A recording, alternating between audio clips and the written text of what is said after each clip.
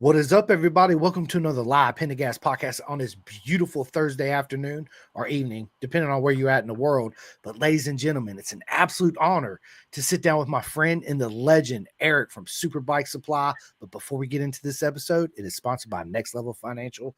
Take control of your financial future. Get your complimentary financial analysis today by Seth Starnes. And Eric, I tell everybody this. Don't spend your hard-earned money on an off-the-rack suit. For 90% of us, it's not going to fit you correctly. When you have a suit that does not fit you correctly, man, it causes all kinds of issues on the motorcycle. So my advice, and there's many suits out there. You guys and girls already know what I'm going to say. BisonTrack.com. It is 2025, people. Love yourself, treat yourself, get you a tailor measured suit specifically for you, your body size, your type, the whole nine. Trust me, you will absolutely fall in love with it the first time you put it on, and you'll say to yourself, why did I ever buy an off-the-rack suit to begin with? And when you, with that off-the-rack suit, man, make you a backpack and a purse out of it. Give it to your mom, give it to your wife or your girlfriend or your kid, right? Good idea, ain't it? I like it. I can get behind that. I like it, but dude, bro, I've been so excited to sit down with you. Welcome to the podcast. Thank you, sir. Thank you, sir. I appreciate the introduction. Absolutely.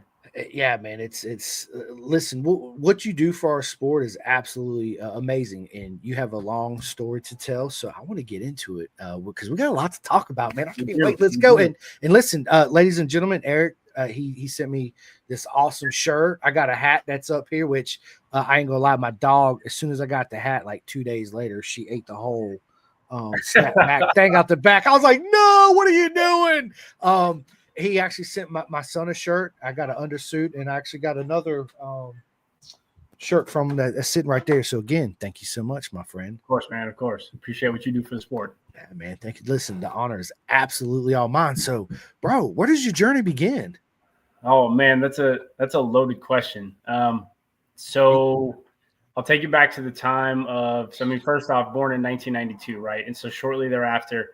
I was born in Sheboygan. So for those of you familiar with the state of Wisconsin, Sheboygan's all the way up on the lake line. But we're about 15 minutes from Road America, right? So the national, the North American Park of Speed. Most of you have been there, right? If you're familiar at all with road racing, whether it's cars, bikes, whatever it may be, Road America is like the mecca of the Midwest, right? It's the track that we have. It's the place we call home. I grew up so close to that. So my dad, and we'll get into the dad side of things later on, but my dad was obviously the biggest influence for my motorsports career. So as a kid, I would go to Road America and I would spend weekends with my dad. There was basketball camps, there was football camps, there was baseball camps, and I bypassed all that and I went to the racetrack with my dad. So I started motorsports out, then as a kid. Back then you could get into Road America free. I think up to you were like 12 years old or something like that. So up until I was 12, maybe 12 and a half, sometimes 13, depending on how my age fluctuated that year, we would go out to Road America and we'd go out and we'd watch racing, all sorts of it. This is back in American Le Mans series were there, the Trans Am series, AMA Superbike back in the day. Little did I know it at that time. I used to go out and I used to watch the privateer weekends, not understanding that I was watching CCS racing, which is later on in my life what I would end up racing in. So it was just cool. Like, I grew up in motorsports pretty much my entire life. My dad used to ride. My dad used to do some endurance events back in the day. My dad was super heavily involved in dirt track racing. And in high school, I worked on a couple of dirt cars. My buddy Ryan, he still lives back at home in Sheboygan, Wisconsin. He's still a dirt tracker, but we grew up in high school causing hell together, and I helped work on the race cars. So motorsports has always been one of those things that throughout the entirety of my life, it's just been kind of my blood, and it's really one of those things it's always been with me. I love it, man. Everybody, and I say it all the time, everybody's got a beautiful journey into how they got into motorcycles, right? But as we get into them, we don't realize how much it changes our lives. It really, in everything we put into it, and it's a beautiful story because that's how it always starts out, right? There's been one person that come on here that said their grandma got them into motorcycles, right? It's always the dads. I was the same way. My dad and my mom was like, absolutely not. It's they want to protect their baby, and we get it, right? But yeah, it's awesome, man. So from there, introduction from your dad, your first bike. What was your first bike? Dude, so it's funny. So my dad was always a Yamaha guy growing up, and I noticed that on your forearm you got a Ducati tattoo, right? So my dad and I, we are Desmo lovers at heart. I've always bled red like my entire life. Like if it was up to me, everything I would ride, everything I would own would be a Desmo. My dad always rode Yamahas growing up, and on my phone I have a picture from my mom. She sent this to me a couple of weeks ago because it came up in conversation. My dad had a sticker on his toolbox that said, "I'd rather eat worms than ride a Honda." It's a real sticker. It was on his toolbox from the time I was a kid to today. She sent it to me a couple weeks ago, and my first bike was a Honda. It was the first bike was a Honda VFR 750 in 1994, and it was a cheap bike that I found in town. It actually ended up being my first build ish bike. So it was a 94 750. I tore the whole subframe off of it, changed some of the suspension, put some different rotors on it, and then put the subframe from a 2006 CBR 1000RR, and then rewired in a Triumph Daytona taillight. So it was kind of like a conglomeration of a whole bunch of different bikes. You know, I built my own exhaust for it. But I went against everything that the toolbox told me to do, that my first bike wasn't going to be a Honda. But yeah, so I grew up riding that VFR, and, you know, at the time, it was, you know, I was still a younger kid, still in high school at the time, riding around with the guys that I knew in town. A lot of the guys that I still ride with today, I grew up riding with, or just, you know, learning how to ride just from those guys. A couple weeks ago, you had Travis Ruff on, and Travis, my second bike, which was my Ducati, one of the first like backwoods Wisconsin road rides that I went on was with Travis. And it was at that point that I was like, I need to get to the racetrack, right? So I graduated from my Honda and I got myself a Ducati 999. My dad had one. The one that I rode that was my dad, is actually the one that influenced me to go get mine. I always looked at the 749 and the 999, and I was like, man, Ducati did it all wrong. They got exhaust coming out of the tail. They got the Cyclops eyes. Nobody likes that. And then I threw my leg over the top of 101. I was like, okay, I forget everything I said. This thing is an absolute monster of a bike. It was so much fun. So yeah, I was, you know, again, always against the Hondas. It was always Ducati. So I knew at some point in my life I was going to get one. So yeah, I've had many Ducatis along my ventures. That's one of the only bikes I really talked about. It was funny because I remember all my friends were like, "You ain't getting no Ducati, whatever, shut up." You know, of course I busted my ass, and first one was a 2007 48. I remember riding up and they're like, "Oh my God, let me ride it." I'm like, "Nope." Remember you guys told me you would, yeah, I was never going to get it. So yeah, just take pictures of it and enjoy it. Right. It's when you ride a Ducati and an Aprilia, it's just, or Envy Agusta. It's hard to tell somebody the way it makes you feel. You feel like you're really sitting on something special, right? It's not the ooh wow look at me factor. It's the sound, it's the vibrations, it's the smells, it's everything. From there, I always wanted a 999. Had the opportunity to ride a couple, and wow, what an amazing motorcycles they are, right? Such a cool bike. Man, they really are. So since then I've had the 748. I bought a 996S, which is probably one of my favorite Ducatis that I've owned. Wish I still had it. Then I had an 848. Then I got a 1098S, and now I got a 848 again. So okay. Yeah. The 848 was always on my list.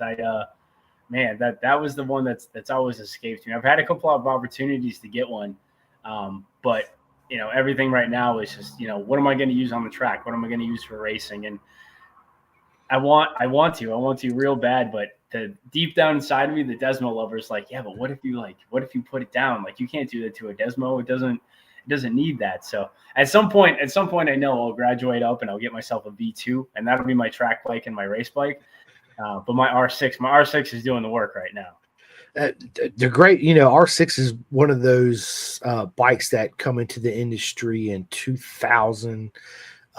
They blew everybody else out the water with it. Of course, the R1 come out in 98 and just absolutely annihilated the CBR 900RR.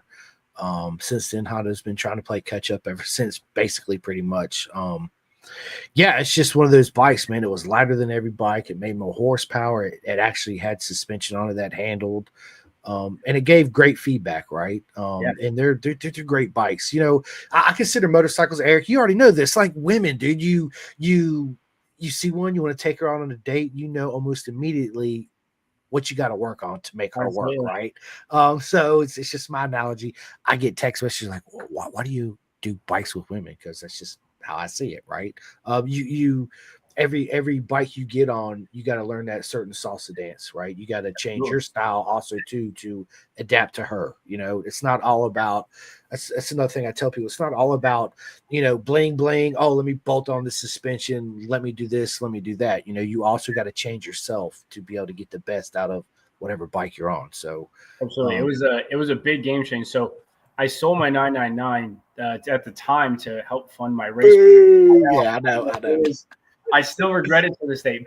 But the two biggest regrets I have are both Ducatis that I sold. It was a 999S, and it was full front to rear. I mean, everything was done to it. There's besides breaking in electronically and doing anything with the electronics, the bike was as much bolt on as you could get. And I bought it like that, so I was like, hey, I scored. And the second one, almost bigger than my 999 regret, I had a 2013 Hypermotard 1100 Evo SP. And I've talked to people about this in the past, but that was 100% my prison bike. I was either going to die or go to prison on that bike, because from 20 to 120, the front wheel could float and you didn't have to do anything. You didn't have to shift. You could just let it ride and let it ring out. And that bike is, by and large, one of the most fun motorcycles I've ever ridden. Like, I love my R6, all the bikes I've ever ridden, but that Hypermotard was ridiculous. But that was my last track bike before I bought my R6, or excuse me, before I bought my Daytona. And, you talk about adapting to different types of riding style, going from a 1100 V twin, a little bit more upright, with the kind of the enduro setup, to a Daytona 675. Man, my world got flipped upside down. Like, I had to reinvent myself. I had to learn how to do it. And then the next transition was my Daytona to my R6, right? I was like, oh, okay, it's a small middleweight. Everything will be good. And, shout out to the guys at Turn One, Joe, Wyatt, all those guys. They have absolutely helped me every step of the journey here. But, they talk a lot about, how you ride the R6 versus how I rode my Daytona. And I jumped on the R6 the first time and I was like, I hate this bike. It's nothing like I wanted. But, like you said, as you grow, as you learn how to ride the bike, as you learn how to give it the inputs, the feedback that you get it's primo. My R6 is so much fun. I love that thing. It's funny you say that, because I tell my friends that too. My brother bought a Ducati 1100 Monster, and I remember the first time I threw my leg around that, I was gone for an hour. I come back, I was like, bro, I'm going straight to prison on this bike. There is no, I mean, it's like, this is unreal. Like, I was like, dude, I want to sell my 1098 just to buy one of these. It's retarded. And then my buddy got the 796 Motard, Hyper Motard. Okay. I think it was a 796. Yeah. And same thing, man. It was obviously a little bit heavier, sit more upright and all that. But man, I was like, dude, like, you're not going to keep your license for 6 months. If you do, you're not riding the bike the way it's meant to be ridden, right? Yeah, you gotta give it those type of bikes just they talk to you in a way. They're like, dude, what are you doing? I'm supposed to be on one wheel right now, and you're like, you know what? You're right. Let's go on one wheel. I'm the type of guy where I'd ride a wheelie for a dog if it made the dog smile. I see a dog, ooh, dog, wheelie time, let's go. But yeah, same thing with supermotos. Man, I love supermotos, but on the street, it's not good for my pocket tickets. True. So yeah, dude, they're amazing bikes. So you talk about me and you both transitioning, from a big twin. As soon as you crack on the throttle, it's all this loads of torque. The triple too, though. So the triple's got a lot of mid-range and bottom end torque too as well. And then you jump on the inline four and you're coming out and you give it gas and you're like, okay, where you at? And then you gotta, again, it's a completely different way you got to learn how to salsa dance with your woman. Absolutely. To get the best out of her. So since then, getting into what got you into your track days? Like, obviously your dad went to the races and all that, but was it a friend or your dad was like, hey, let's go do track days? Yeah, there's a group of guys that I met. So I was still in college at the time. Group of guys that I met. There's a couple of them that are still around. A lot of them that I did ride with that no longer anymore. But actually, my best friend, who still rides with me today, and he still coaches with me, and he races Azra with me. Nick Harsey. We had bike nights at the Essen House in Madison, Wisconsin, and we'd ride up from Platteville because that's where I was going to school at the time. We'd ride up from Platteville, and we talk with those guys, and we go and be a bike night there, and we talked about it. Like, yeah, we're going to do a track day, and then I never did one, and never did one. And then, I finally just pulled the trigger, and I was like, I'm going to do a track day with you guys. And so I went out and did a track day, and there was a video that I found on my Facebook, and a couple pictures from, man, it feels like forever ago, but it was still like, I still had the 999 at the time. It was my first track day that I did on, and the mirrors and all the lights and the blinkers all taped up, and I had found a suit on Marketplace for like $100, and like I look back to that now, like to that setup when I first started doing track days, and my setup now is like, man, like when you first go to the track, you're like, man, I want to be like that guy. It's the guys that they ride in the blue group and they have the setup and they understand how to do things. And I think that progression comes with track days, but I think it's almost like a rite of passage, right? Like you got to start at this level where you go back and look, you're like, man, that was me at the track. And like, you go back and look at old pictures, you're like, man, what are you doing? So it was those guys. It was Nick, it was Jason, it was Gumby. He's the other Nick. We call him Gumby. He was the other one, Jordan at the time. And we all rode together. And one by one, they kind of went and did their own thing. But Nick and I, Harsey and I, we still ride together. And it's just kind of been one of those things, where we started, and I knew, obviously with the motorsports in my background, motorsports in my blood, now I had an opportunity to be like, hey, now you flip the script and you're not sitting in the stands anymore. Like, now you're on the track, and man, I was hooked immediately. And I knew it was no good, because I knew it was no good for my wallet. Like, I knew as soon as I did that first track day, I was like, man, this is not going to end up well for me. And it did. Like, it did and it didn't, right? Like, obviously, like, we took it to the extreme. We, there's really no point in half-assing it. Either you whole ass it or you don't. So we just kind of went for it, and now we're here. So, I owe a lot of my beginnings to those guys. Back to your podcast a couple weeks ago with Travis Ruff. He was one of the coaches when I first did my track day, and I just watching those guys. I was like, man, how did these coaches do this? Like, and I'm trying to drop my Ducati and do all this other stuff, and yeah, man, it was crazy. It's going back to what you're saying. I remember I actually found my first. I was looking for all my other racing license. I can't find them nowhere, but my very first CCS road racing license from 1999. There it is. 1999. Boy, I just gave away my age, right? Yeah, dude, I've been in the game a long time, bro. 99, man. I was 7. Right. So yeah, I remember. I'm like you. I was at MMI. Obviously, I heard of track days. Just never, I was a squid on the street. Ride wheelies, let's race, all this, shit. Glad I'm alive.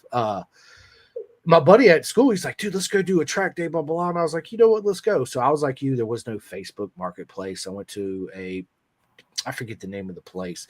They actually had used leathers you could buy, at a decent price. I bought this leather suit. It was obviously too big. The gloves were the only thing that really fit me correctly. The boots and in a suit come as a package, got the back protector, blah, blah, blah. Looking back at the pictures, I'm like, dude, I look like such a squid. Look at this suit, man. And you're going down the straightaway. It's actually choking you because everything's just blowing in the wind. It's like, man, you might as well have a cape on at that point. Bro, and then my first wreck in it, man, I had so much road rash because the suit was just so big. Everything was rolling over, and I take it all off, and I'm like, holy shit, but I didn't understand at the point. But you know what's funny about that? You show up, the veterans that are there at the track day, they know who the squids are. They're like, dude, he's the first fresh newbie off the street, right? And they're always willing to help.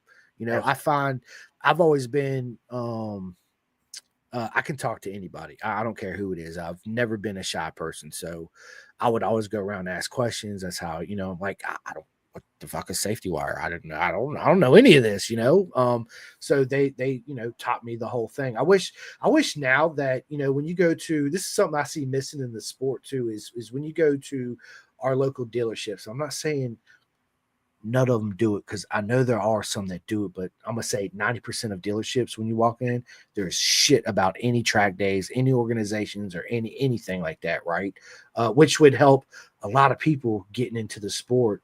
Whether you buy a Busa or a Honda Grom or a dirt bike, whatever it is, hey, you interested in doing a track day? Let's go, But yeah, I remember that, dude. The squid days, learning the track, being all nervous, and I did it with a couple of my friends. Of course, it was the group where all talking shit back. I'm gonna beat you, blah blah blah. You know all this. It's yeah. And then my first season, I sold my only vehicle, went in credit card debt with 2 credit cards. Listen, I've been down that road, bro.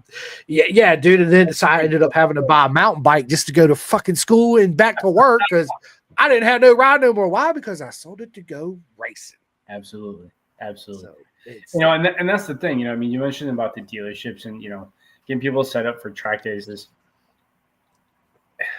I think that's one of the biggest things I look at with Superbike Supply is, I had a couple of conversations with other people the other day, and, that's one of the things that I want to keep at like a very, very like, close to home level is, yeah, at the end of the day, my goal is to build Superbike Supply as big as I can, right? So we can push it out there and people can know who we are, right? You see the logo, you see the S, you can recognize it. Like that's important to me. But I think at the end, at the root of it all, the more important thing to me is that how do we influence young riders and riders who, such as yourself and me, right? Where we go to the marketplace, right? We go find a pair of leathers. We got a helmet that at least passes within tech specifications, and we got enough, blue painter's tape to tape our bikes up. But how do we influence those guys to take what they have on the street, right, get it onto the track, but to just continue growing, continue building that, the motorsports, whether it's the Midwest or the Southeast or the West or wherever it may be, but just the continuous growth in the influence within the industry. To keep this industry alive, right? Like it's hard enough the way it is, with costs of everything, but like getting people excited to ride a motorcycle, and then getting people excited to ride a motorcycle on track, and then getting the people excited to race a motorcycle on track. How do we step through that progression? And to me, what Superbike Supply, what I bring to the table, and my goal here is how do I influence that next generation? And just make it and give an opportunity to as many people as possible, right? And just continue growing that, not just here in the state of Wisconsin, Black Hawk Farms, Road America, Audubon Country Club, but how do we take that and how do we spread that out throughout the United States? So it's this, not necessarily an equal opportunity, but there's an opportunity for development and there's opportunity for growth for everybody within the sport. Like, and that I think is important, because otherwise it doesn't allow opportunities like guys like you and me, right, who started at that, the coming from the street Rossi level, right, to get to the CCS license, to get to a WERA license, to get to a Motor America license. I think that's on all of us, especially the businesses that, that run within this, to create those opportunities and to build that backing, to build that finance or that foundation for that, that next generation. 100%. That's something that I know we're getting off track here a little bit, but not really. This is the beauty about a podcast, right? Dude, I just see such a missing niche in our sport with that. It's like, dude, if think about how many people went to your local dealership that never even dreamed of doing a track day, that might have watched a Moto America race or Moto GP and wondered, how do I do this? And you go to a dealership and you're like, oh, by the way, have you heard of N2 track days? Oh, yeah. Dude, it's this. And they got bike rentals and you can rent leathers and do this and do that. It's crazy. It's crazy how many people don't know about track days in the cities that the track days happen at. Bro, it's ridiculous. The people that live, I mean, even in the state of Wisconsin or even around the area, they're like I'm going out to Road America, and I understand, obviously, if you're not in the realm of motorsports, I understand that, but they're like, what's Road America? And I'm like, you're 15 minutes from one of the fastest tracks in North America. It's an internationally renowned racetrack, 15 minutes from your front door. Like, come on, man. It's right there, It happens too often, again, I think also, part of that has to do with a lot of it, but I see, again, the dealerships don't advertise any track days or events that are happening in the area. And two, if people still have local TV stations, I don't even know what that is anymore, but it's, you turn it on, you see ads for soccer, football, baseball, basketball. You don't see shit about Moto America. You don't see nothing about track days, CCS, WERA, any of that, right? So you you go to the grocery store again, you see football posters, a Super Bowl, this and that. You only when an event comes in town in Mission, you'll see Kayla at the grocery store and on a cardboard box. Other than that, it's nothing, right? So the more you can advertise it and get it out there to your everyday person, not people that are diehard, will die for this shit like us.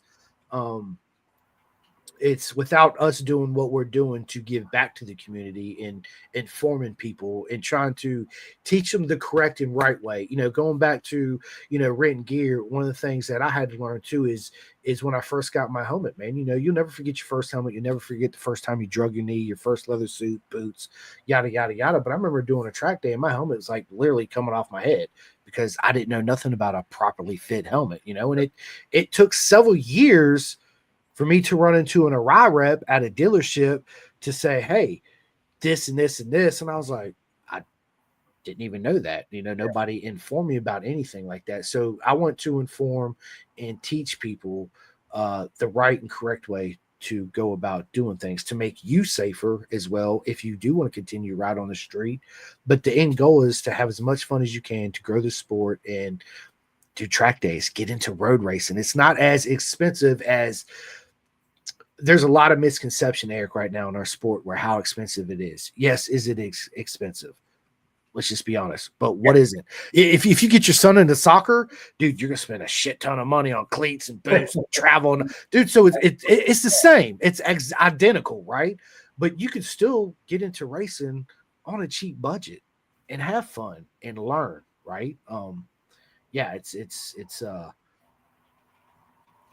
That's the way that I want to get. Matter of fact, I'm actually really thinking about going to all my local dealerships, and I've said this several times, and talking to the owners and say, hey, I would love to be able to come down here and talk to every customer that comes in the door for an hour or two, whatever, and talk to them about track days and how to get into your local track days, proper fitting gear. Because again, you go to a dealership, they don't give a shit about you. You want to buy that $1,000 ride helmet? Cool. What size do you wear? Cool. They don't ask you if it does it fit properly. Let me show you what the pros and cons.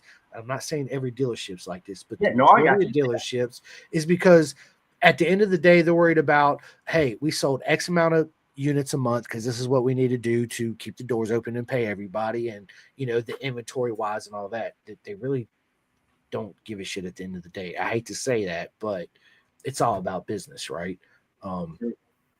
But if you could break into that barrier and allow, my local dealerships, even if I come in, give out a couple stickers, sit there with a table, hey, blah, blah, blah, blah, blah. If I could turn 3 people to do a track day and sign up, bro, I'm absolutely winning. Let's go. Killing it. Do this, and it's going to go pay it forward down the line. And next thing you know, we got 30 more people going to VIR. True story. So it's important. But speaking of all this, man, going from track days, you getting into racing, how did this whole Superbike Supply thing come about? Oh man. So Superbike Supply, and it's an inception of me getting into it, actually happened because I yard sailed at a track day. It was Labor Day of 2020. 2022. There's actually a video of this out there on my Facebook and on YouTube. If you're on YouTube, you can. I think it's SV Hunting Eric. It's Ryan Nolan. He's got the video from the front cam of his SV, and he's hunting me. And you see me come out of 5 so we're at Blackhawk Farms. It's the very last track day. It's like one of the second last sessions of the day. Of course, the time, when you're like, you're not supposed to push it, right? Because that's when bad things happen, of course. And I'm going into 6, and I'm off the apex like a donkey, and I low side, and the bike goes up from underneath me. And if you're familiar with the outside of 6 at Blackhawk Farms, it's not rumble strips on the outside totally. The entirety, there's gator teeth on the other side. So my foot peg catches.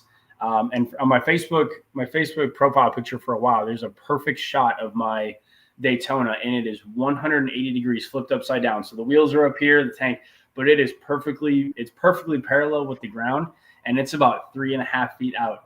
And Jim Lilly from Zone Photo, right? So shout out to Jim and then you guys from Zone Photo. he's got a progression, and he's sitting over in the corner over by the silo, and he's just clicking along, and you can just see the bike just tumble and roll and tumble and roll, and then inverts and just smokes the ground and just broken stuff everywhere. You can see me slide in from the left, and then I stand up to go look at my bike, and then like there's a pretty sweet picture of me just standing there and my head's just down because I know my bike is just trashed at this point. So I run off to the side, get out of the way, right? I make sure that everybody can keep riding for the rest of the day, right? There's only a couple sessions left. And what's the video called again, real quick? I think it's hunting Eric. Maybe that's not the one. I'll have to ask Ryan. I'm pretty sure I have the video saved on my Facebook.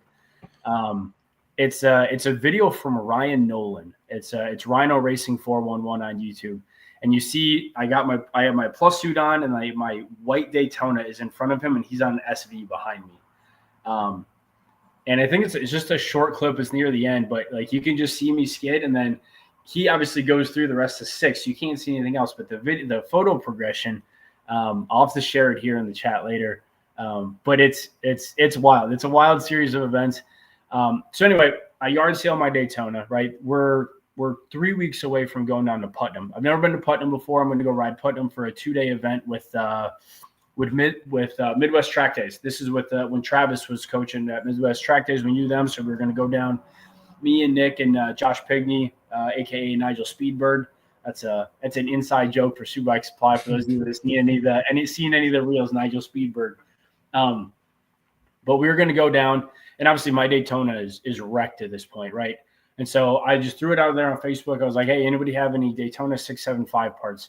And someone comments, talk to Daryl at Superbike Supply. So I click on the link, contact him. Hey, you're the guy. I need some Daytona 675 parts.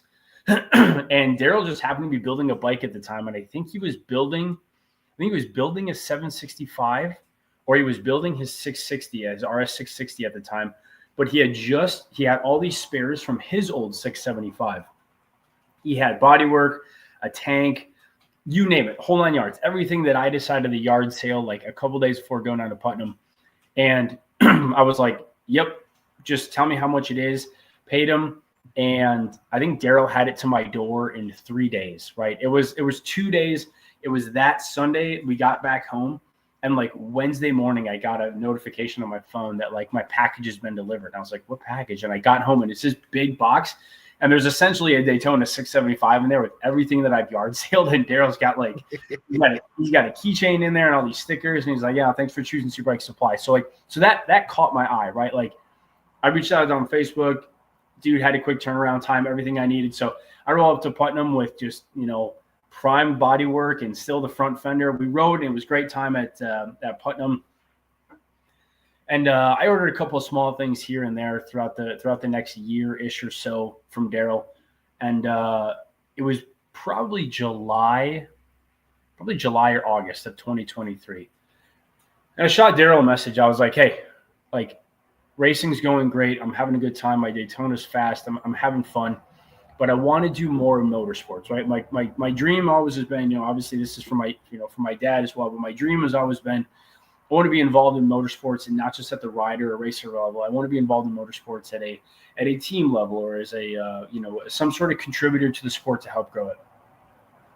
So Daryl and I worked out something. He was like, hey, see what you can do with social media. I was like, got it. Too easy, right? So he gave me a couple of things, and he's like, make up some social media posts, and we'll discuss it, and we'll see, if it fits the vibe. So I made up some social media posts, and I think we posted 2 of the 3 social media posts. And before the 3rd social media post, Daryl called me one day. He goes, what do you think about taking over the business? Man, I about fell out of my chair. Seriously. Like I was like, I'm pretty sure I had about 35 to 40 seconds of just solid silence. I'm pretty sure he asked me if you're still there, because like my head just immediately just started spinning. I was like, man, what can happen? What's the next step here? So we worked it out.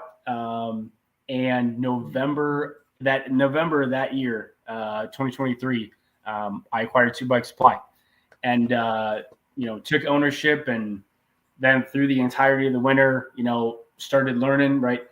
Pro tip to anybody out there, if you ever want to become a mastermind at learning how to build and work a website and add parts and understand how like technology works on the website side of things, buy a business that you have no idea how to use those things, and you'll learn real quick, because you're either going to learn and it's going to work, or it's not, and people are going to make sure you know. So I spent November, December, January. I think I relaunched the website like mid-January to early February.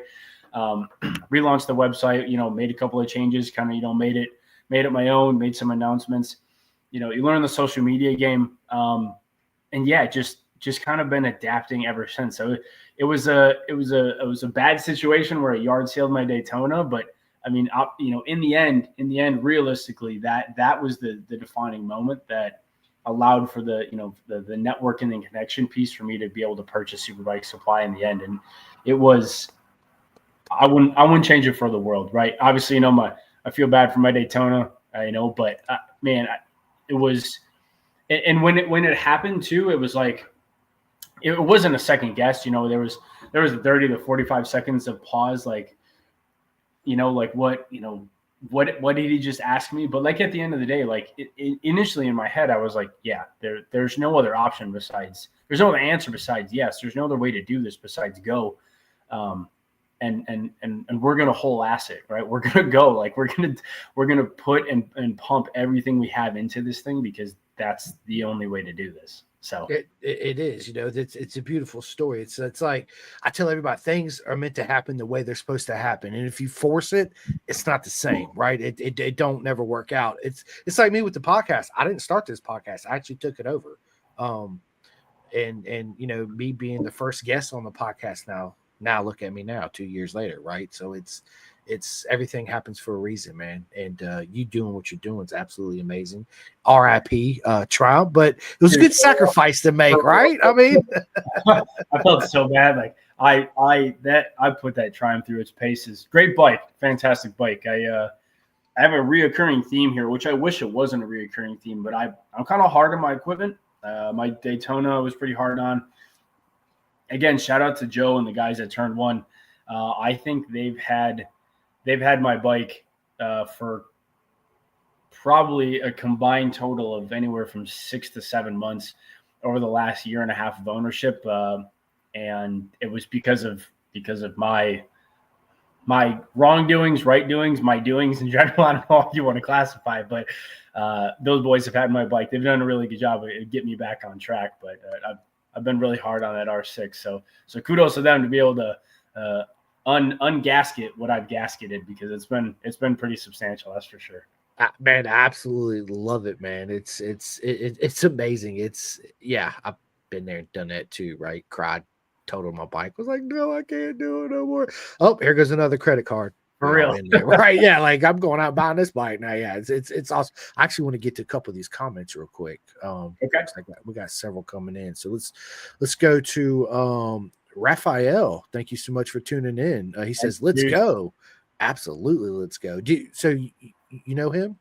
I do. So Zeus. So Superbike Supply. So last year when I first took over the business, when we started off in the race season, I did what we call the rider program. The rider program is pretty simple.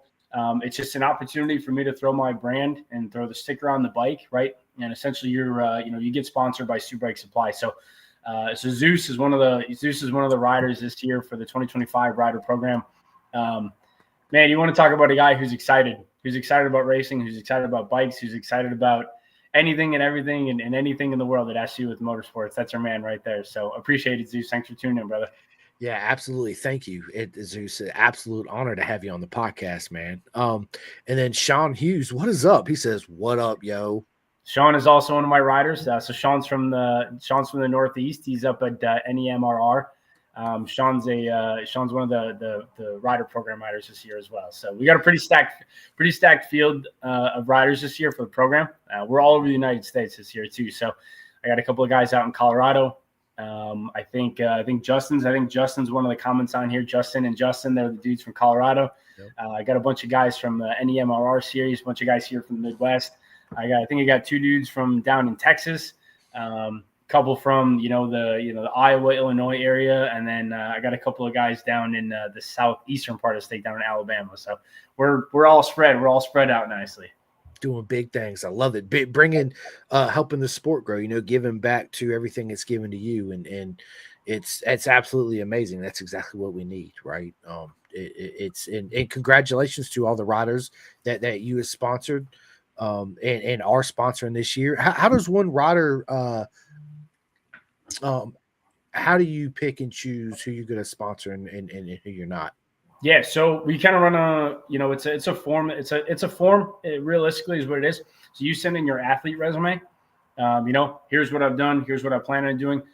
The big thing that we look for is how are you going out into the world of motorsports? How are you going out into the series that you ride in? Any MRR, we're MRA.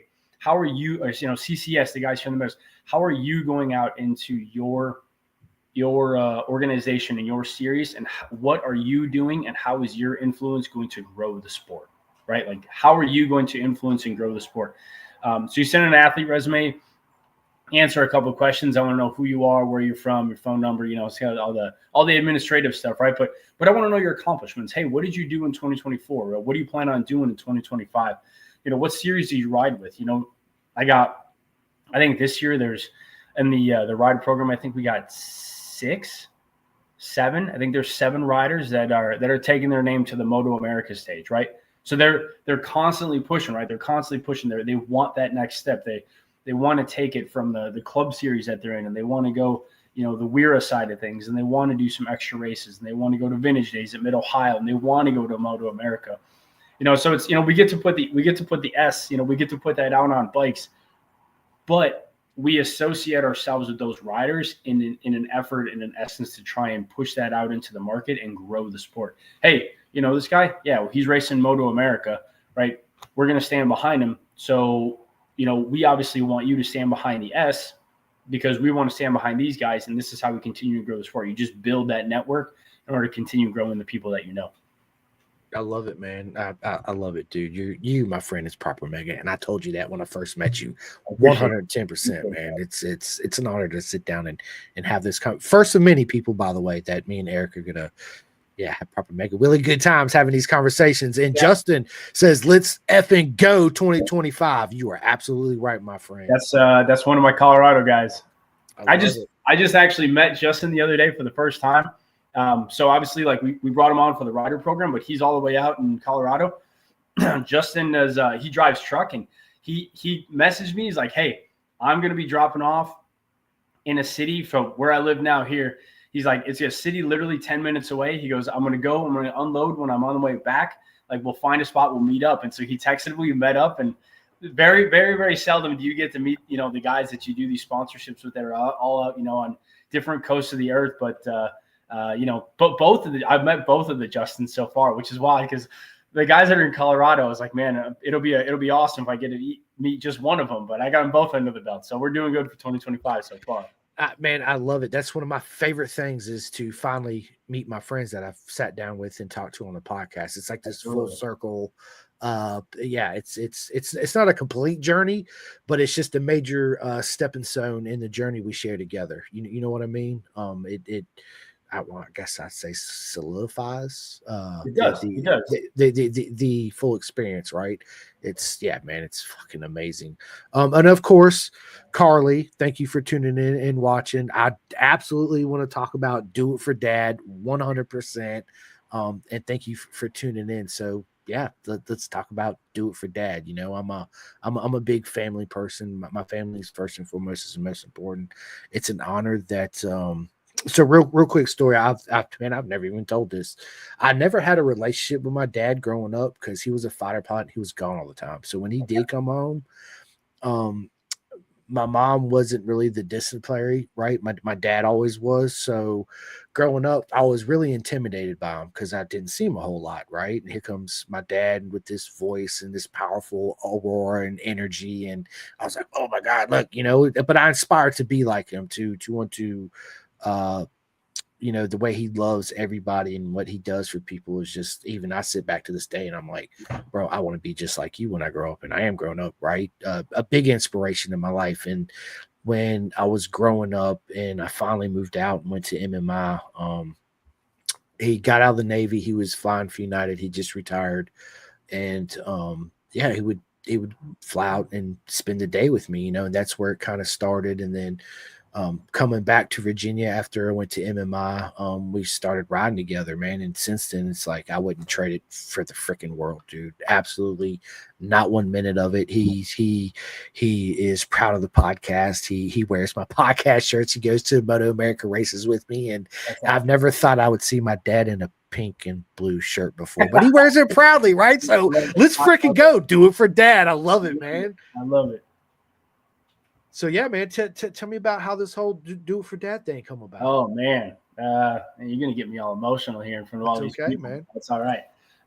Do it for dad. Okay, so obviously my dad was a huge inspiration on my motorsports career, right? So I'd go out racing on a weekend and just text my dad, be like, hey, finished here, did this, finished that. My dad got real sick. Man, you got me all thinking about years now. My dad got real sick in 2022. Actually, prior to that, I think my mom posted something this morning or something that I think today, I think is the anniversry of my dad's first night away from home for his first surgery from when he got sick. So my dad got real sick, and he went through a couple complications. He went through a couple of amputations. Didn't really do well for a while. He was pretty sick, right? Like, I went to go visit him, and it wasn't the dad that I knew, because he was sick. He was real bad. But my dad passed away just outside of Sheboygan during the Road America Superbike weekend. Okay, so I don't know what you want to call that. I don't know if you call that transcendent. You said full circle early. I don't know what you call that, right? But my dad, the man who got me into motorsports for the entirety of my life, right? Who raised me on motorsports, who raised me on race gas and two wheels, right? The put the Desmo in my blood. He passed away on the Superbike weekend when Superbikes were at Road America, right, on that same weekend. Okay, so I went back out to the racetrack, right, because that's where my dad would have wanted me to be. That's where my dad is supposed to be with me. So I went back out there and I watched racing in his honor. I think 2 weeks later, we had a CCS race at Blackhawk Farms, and I had a buddy. He still lives in just a city south of me. I had to make me a shirt. I had to make me a hat and a couple of stickers. And the stickers and the hat both said just hashtag do it for dad. Because it was, right? Like my dad had just passed away, and there was nothing more in this world that I wanted to just go out and win a race for my dad, right? It would have been my first amateur win, right? And went out in the GTU race, and man, I won the damn race, like. So you talked earlier about emotions, right? Like I'm trying to breathe. Dude, you're good, bro. You're good. Right. You want to talk about emotions, right? So all this happens, and you go out and you come back. Give me a second. Dude, you listen. I'm on the journey with you, bro. I know, dude. I love it, dude. This is what I love about this. It's real, right? It's real. It's raw. It's that. Yes, dude. It's getting hot. Listen, dude, for real. So anyway, so I go out and I win the race, right? And I come back, and I've never been more emotional in my life. I get off my bike. Ryan and Natalie Nolan are there, and I'm pretty sure they got to catch my bike because I barely get the thing up on stands. And I just sit next to my bike, and I don't even my helmet hasn't even come off yet, and I'm bawling my eyes out. And I can't even tell you why, right? Like I wasn't sad, dude. I just won the race. Like I was stoked beyond all imagine. But it was the premise of which it all happened, and the length. And I think the biggest thing to this day, right, that frustrated me, not really frustrated me, but like the biggest reason it was so emotional is, man, I never got to text my dad and be like, I just won my first race, And so that thought of him not being there, but the influence that he had on my life and my motorsports career, I told myself, I said, we're going to push everybody we know, every single human being we know, we're going to push them to do it for dad, right? And do it for dad is you can make it whatever you want, but at the core of it all, do it for dad is to take your kids, take your mom, take your dad, take your grandparents, grab them, even if they don't like motorsports, even if they don't understand motorsports, just bring them out for a day and be like, this is what I do, right? Again, they don't have to understand it. Now, I know there's a lot of people that see us do what we do on bikes and they're like, y'all are crazy. I don't know why you do what you do. But like, it's important. So, and I think that's a big thing. It's like important for your family and the people in your life to understand why you do that, and just to be a portion and like a support piece and understand that like this is your life and this is what you want. Right. So that's the presence for Do It For Dad. That's the premise. That's the core, the root of it all is, again, Do It For Dad is just keep your people that are close in your circle, keep them involved. Right. And so that's why we're doing the sweepstakes for this year. Right. So, you know, and we'll talk, we'll get more in the Moto America side of it here and look further in the podcast, but we just released a shirt for the Do It For Dad shirt for 2025. And the sweepstakes is an opportunity. So I guess maybe I should have backed up. My mom did some more research the other day because I don't remember when it happened. But there was a top pop contest that they put on at Road America. I had to write a little letter and do a little thing to get selected to have my dad, my brother, my family and I to go to the VIP section at Road America on Father's Day weekend. So it was a top pop contest, and I wrote in. And dude, we won. It was crazy. I was like, what are the chances? So I wrote in for this top pop contest. And I think they actually did something with us. Man, it's so long ago now, but they did like 2 separate days. And the first day I was able to go, but the second day I was going to Boy Scout camp or something. So I couldn't actually go on the day that it happened. So they brought us out. We went in the VIP tower. And then like the next day, like my dad got to ride in a pace car. My brother got to ride in a pace car and all this other stuff. But the sweepstakes this year is the same type of thing, right? The sweepstakes this year is, right, we're selling the shirt, and then all the proceeds. The goal is to get somebody, right? I want somebody who either writes in for themselves, for their dad or their mom, right? It's the VI, you're the very important parent, or somebody else's mom or somebody else's dad. But I want to be able to offer the same thing that Road America offered me with the top pop contest. But to really, the Do It For Dad sweepstakes is to take your person. And if you love motorsports, or if your dad loves motorsports, if your mom loves motorsports, I want them involved in this just to spend a weekend with us, right? We're going to get you a golf cart. We're going to chauffeur you around for the weekend in the golf cart. You're going to get some Superbike Supply hats and T-shirts, and you're going to get a team shirt, and you're going to have lunch with our rider, right? We'll cover that. We'll cover the rider and who he is later here on the podcast, but you're going to do all this. And I don't want you to have to think about the weekend. I just want you to go and enjoy the presence of motorsports, right? And that's the premise of it all. But the Do It For Dad has taught me so much, both personally and within the business side of things, because at the end of the day, like, you just want to build a brand and you want to build a market and you want people to be involved, but you want their people to be involved with them, because that's how you grow.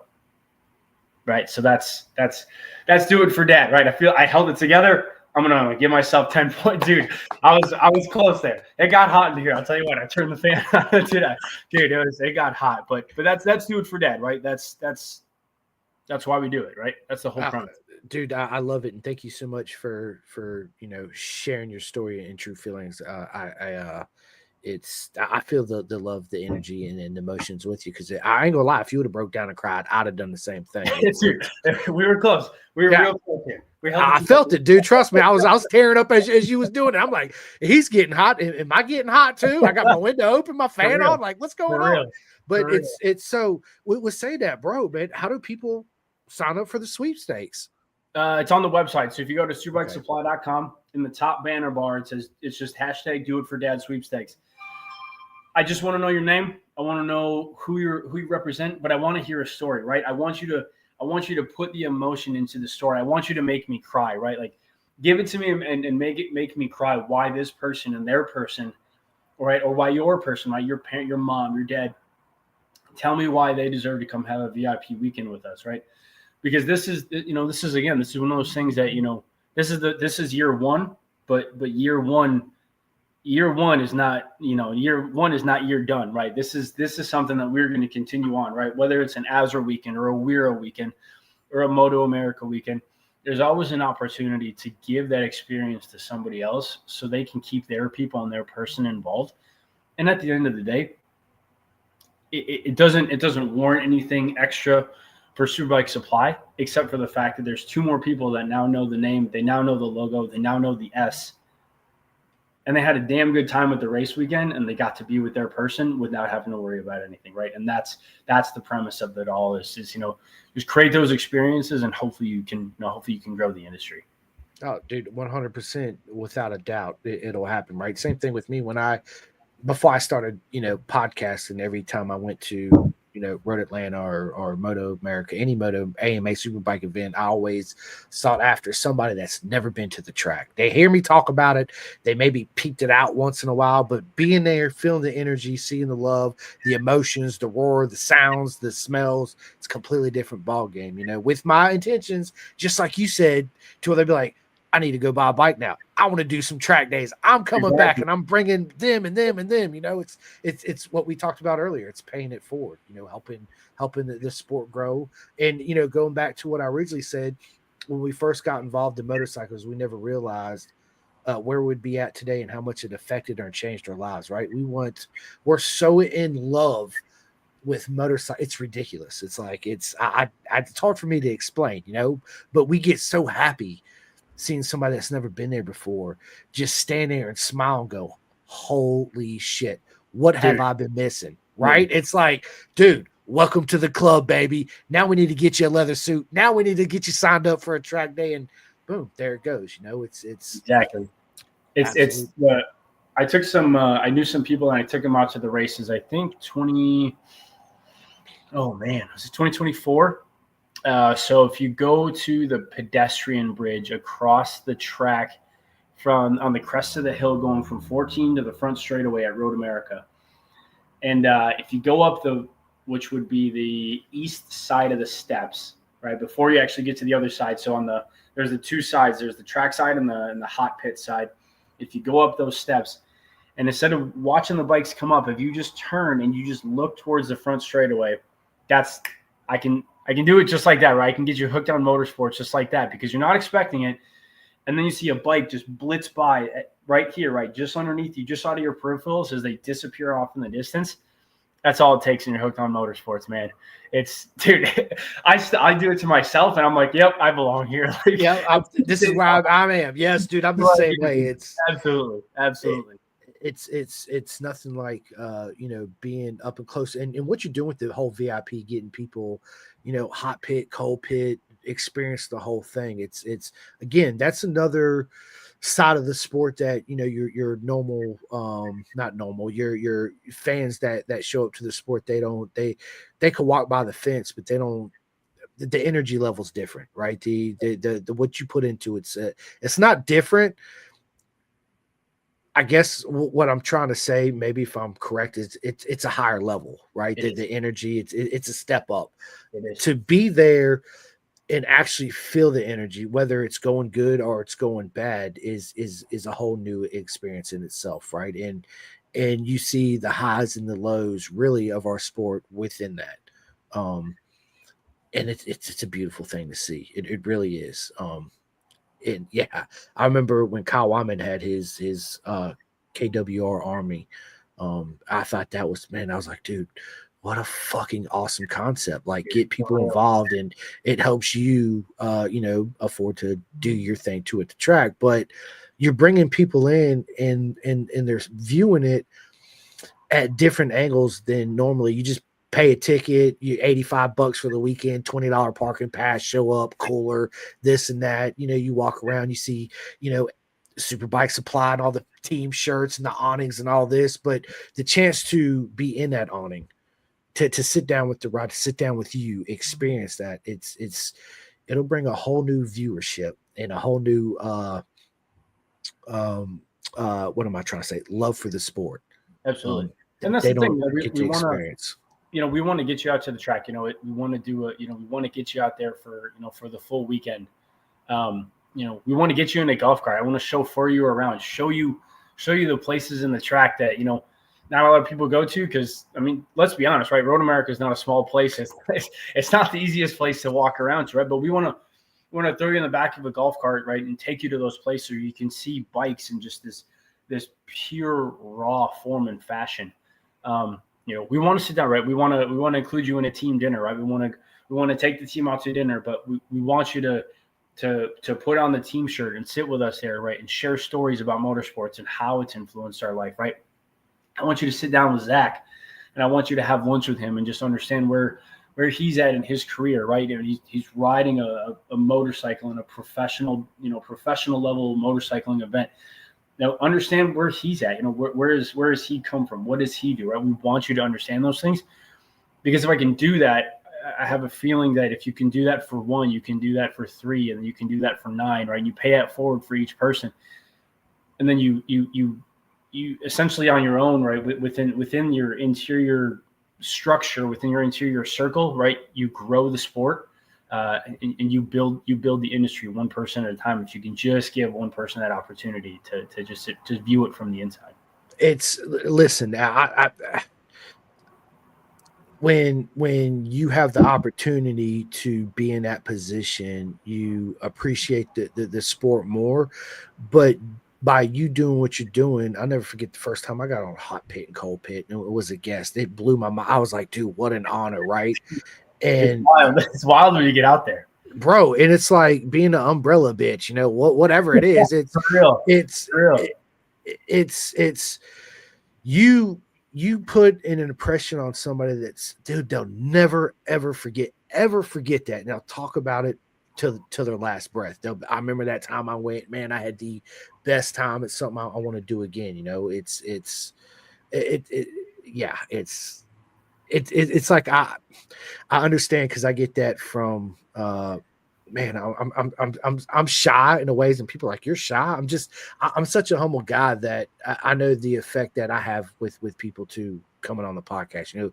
They feel it, dude. It's an honor. I'll never forget. So it's yeah. I get emotional when I talk about it, just like you, because I don't know what to say or basically how to act. It's not a privilege. It's an honor. Absolutely. It's yeah. And what you're doing is I kind of wish that I have a podcast and I could just be a nerd writing you a letter, and just so I could experience the experience, right? What you're doing is amazing. And if nobody's ever been to Road America, what are you missing? It's absolutely, not only is it one of the most beautiful tracks you ever see, you either got to have a golf cart or bring your own little dirt bike, motorcycle, pit bike, whatever it is. You have to ride around, experience the whole track. It's like Road Atlanta too, right? You got to, most tracks, you experience the full experience. Just don't sit at one spot. Experience it all. I think people will appreciate a lot more if they take the time to go out and do it. Absolutely. See different parts of the tracks, and then when you get with somebody that knows the track in and out, you'd be like, come here, I'm gonna show you the secret spot, don't worry about it. Show you a little thing. Yeah, come on by, and you're like, watch this. They're like, holy shit, you're literally this close. Crazy. Now, this is what I'm talking about. You're like, that's motorsports up close and personal. You love 100%. I remember so my good buddy Daniel Shoemake, his parents, big shout out to them, corner marshal. Of course, I've raced. I know the ins and outs, but being at the corner marshal corner, right? I don't know if I should be saying this to get them in trouble. I hope I don't, but dude, they're like, yeah, just sneak on in, come on in. I'm like, what? Really, me right there? They're like, yeah, and I'm literally right there, and I'm like, holy shit! It's different than being behind the fence. I'm literally right there, it's dude, it's absolutely amazing. So speaking of that, 2025, who's the rider? 2025, yeah. So Zach Schumacher. So a lot of you know Zach. So he spent a lot of time in the Azure CCS paddock. He's got a couple of regional championships under his belt. I think he's got 2 national championships through the ASRA side of things. Zach spent some time on the Titler's team and their Stock 1000 program in 2022. I think 2022 was the year he did that. In 2023, he spent some time at Stock 1000 program for his own program. 2024, Zach spent some time. So he rode a bagger down at Daytona in the 2024 year. And yeah, so Zach and I know each other through Motovid, the track day organization that we both work for. So we both control ride and coach for their advanced classes. And we had a conversation one day, and like I said earlier, when I first took over Superbike Supply, I knew that like in my head, like this was not just the first stop. Like the end all be all here was like, we're going to own a team. We're going to build a business. People are going to know us nationwide. With any luck and a little bit of skill in life, right? People are going to know us internationally. And it just worked, right? We worked out, we worked out the details. We worked out some communication back and forth, and we said, let's go Stock 1000 racing, right? And that's the plan, right? We set ourselves up, we put everything together for the bike. We put everything together for the program, reached out and did the sponsorship thing and reached out to the people. So, shout out to all of our sponsors that are standing behind us this year for 2025, right? EBC, Vortex, GB Racing, Christy Clay Paint, Chicken Hawk Racing, Blue Crew, Yamaha, SC Project, all those guys, right? Everybody just stepping up and stepping in order to put this bike together for the year. Man, I can't explain to you how excited I am. I take that back. I don't know if it's excitement or just pure nerves, because someone asked me the other day, like you just took over Superbike Supply and now you're jumping into a Stock 1000 team for the entire season. I was like, yeah, I don't know if it's the greatest idea I've ever had or one of the worst I've ever had, but it doesn't matter because I'm already signed up for it. And like I said earlier, we don't half-ass it. We're going to whole-ass it, or we're not going to. So we're going to go for it. We're going to send the whole thing. And I couldn't be more excited. I couldn't be more proud of, the sponsors that are behind us. The guys that we have working for the team this year, the guys that are coming out to support, to keep the bike together, to keep it rolling. I know there's a couple of plans for maybe some drop-in riders, for some drop-in rounds that are going to ride on the Superbike Supply banner as well. So stay tuned for that. That's more to come in the 2025 season. But again, the biggest thing here is just the exposure and just creating opportunity, right? That was the big thing with Stock 1000 and Motor America for the year was how do we go through and how do I create this opportunity for somebody? Growing up as a kid, you always think, well, man, it'd be sweet to have that opportunity, right? It'd be cool to have that opportunity. Man, how did somebody, get an opportunity like that? And I found myself in that precarious position. I was like, man, I'm that guy now. Like I can give that opportunity. And like I said, like I thought of nothing more than what I wanted to do immediately was let's just give somebody the opportunity, give multiple people the opportunity, right? That's where the rider program came from. That's where the the Moto America thing came from. And it to me, it's all about just presenting opportunities and you present the opportunities and something good's going to happen. 100%. And, so you getting into, signing up for Moto America, what does that entail being a team owner, getting, a rider into Moto America? Is it different than, you personally signing up to do Moto America event or? Yeah, absolutely. So as far as like transportation for the year, I went out and I got myself a bigger race trailer. I've been building out the race trailer for the last 3-4 weeks now. It's ready to go full-time, full Moto A racing. It's working with Zach to make sure that all of his stuff's ready to go, planning out testing events, planning out logistics to get the bike from the shop to me, right? Planning out logistics times from the travel time, all things that normally for me was not a big deal because my bike was in my trailer and it was like, okay, well, I just need to worry about me, myself, and I. But, now we're going down to these places where we're not familiar with. So planning Airbnbs, right? Luckily I have a fantastic team, and they are perfect at what they do, and they do not break, they do not falter. They just, hey, we need to do this. Like, yeah, okay, cool, it's done already, right? So it's just one of those things where it's like, I get to, I try to balance the logistics side of it and just setting up the opportunities, and the people that I have standing behind me, right, and standing with me. I couldn't ask for a better group of people to be able to put something together in a I wouldn't call it a short notice, but a relatively short notice. We fully committed. We're like, yeah, we're going to do this. And everybody just kind of like sprang out into different angles and different legs of the spider web and said, okay, I'll handle this. I'll handle this. I'll handle this. And here we are. It's different. It'll definitely be a learning experience for me. Understanding all the rules and regulations from the motorway side of things, what needs to get registered. It's a lot more registration. You got to set up your paddock site, and you have to claim, hey, here's how much space I have, and here's all this.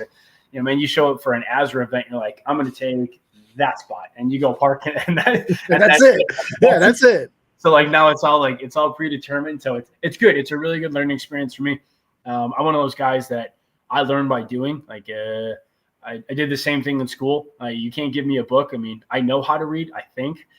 Me too, right? A shop manual for sure on a motorcycle. I got this. Yeah. Do that. Like, you got to put the sweet pictures with it, man. Otherwise, I'm going to screw it up 7 ways from Sunday. But it's one of those opportunities where I can't necessarily read, but I can't read it to learn it. But you go in and you're like, hey, here's what you need to do. Walk through the steps. Okay, well, now that's locked in my memory, and I'm ready to go for next year. So the plan is we're gonna knock this out in 2025, and again, with any luck and a little bit of skill, we're gonna keep this going for the years to come. And and knock on wood, grab your lucky rabbit's foot, grab your horseshoe, whatever it is.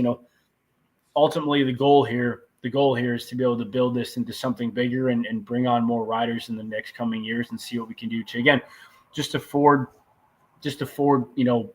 people the opportunity to continue racing. 110%. I love this story, man. It's an honor to have you on here to tell this story, but it's more of an honor in the short lifetime to be friends with you and be a part of the journey and the success that you're going to have for many years to come. And I'm a full supporter of I've been giving you a shout out every podcast since me and you talked, right? I talk about it all the time. I appreciate it. It's I'd love to see, it's also a way for me to give back to my friends that are in the industry to help the industry grow too as well. My list is long. I got a lot of friends, and like I tell people, you're not going to go wrong by ordering or buying anything from any of my friends in the industry, right? It helps everybody out. Not everybody in the industry is at a competition to where this guy's an asshole, don't buy from him, buy from us, and this is why. But at the end of the day, if you say that, you're the asshole for even saying that. Why do I even want to do business with you to get go, right?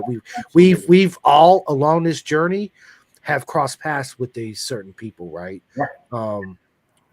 It is kind of a turn away to some people.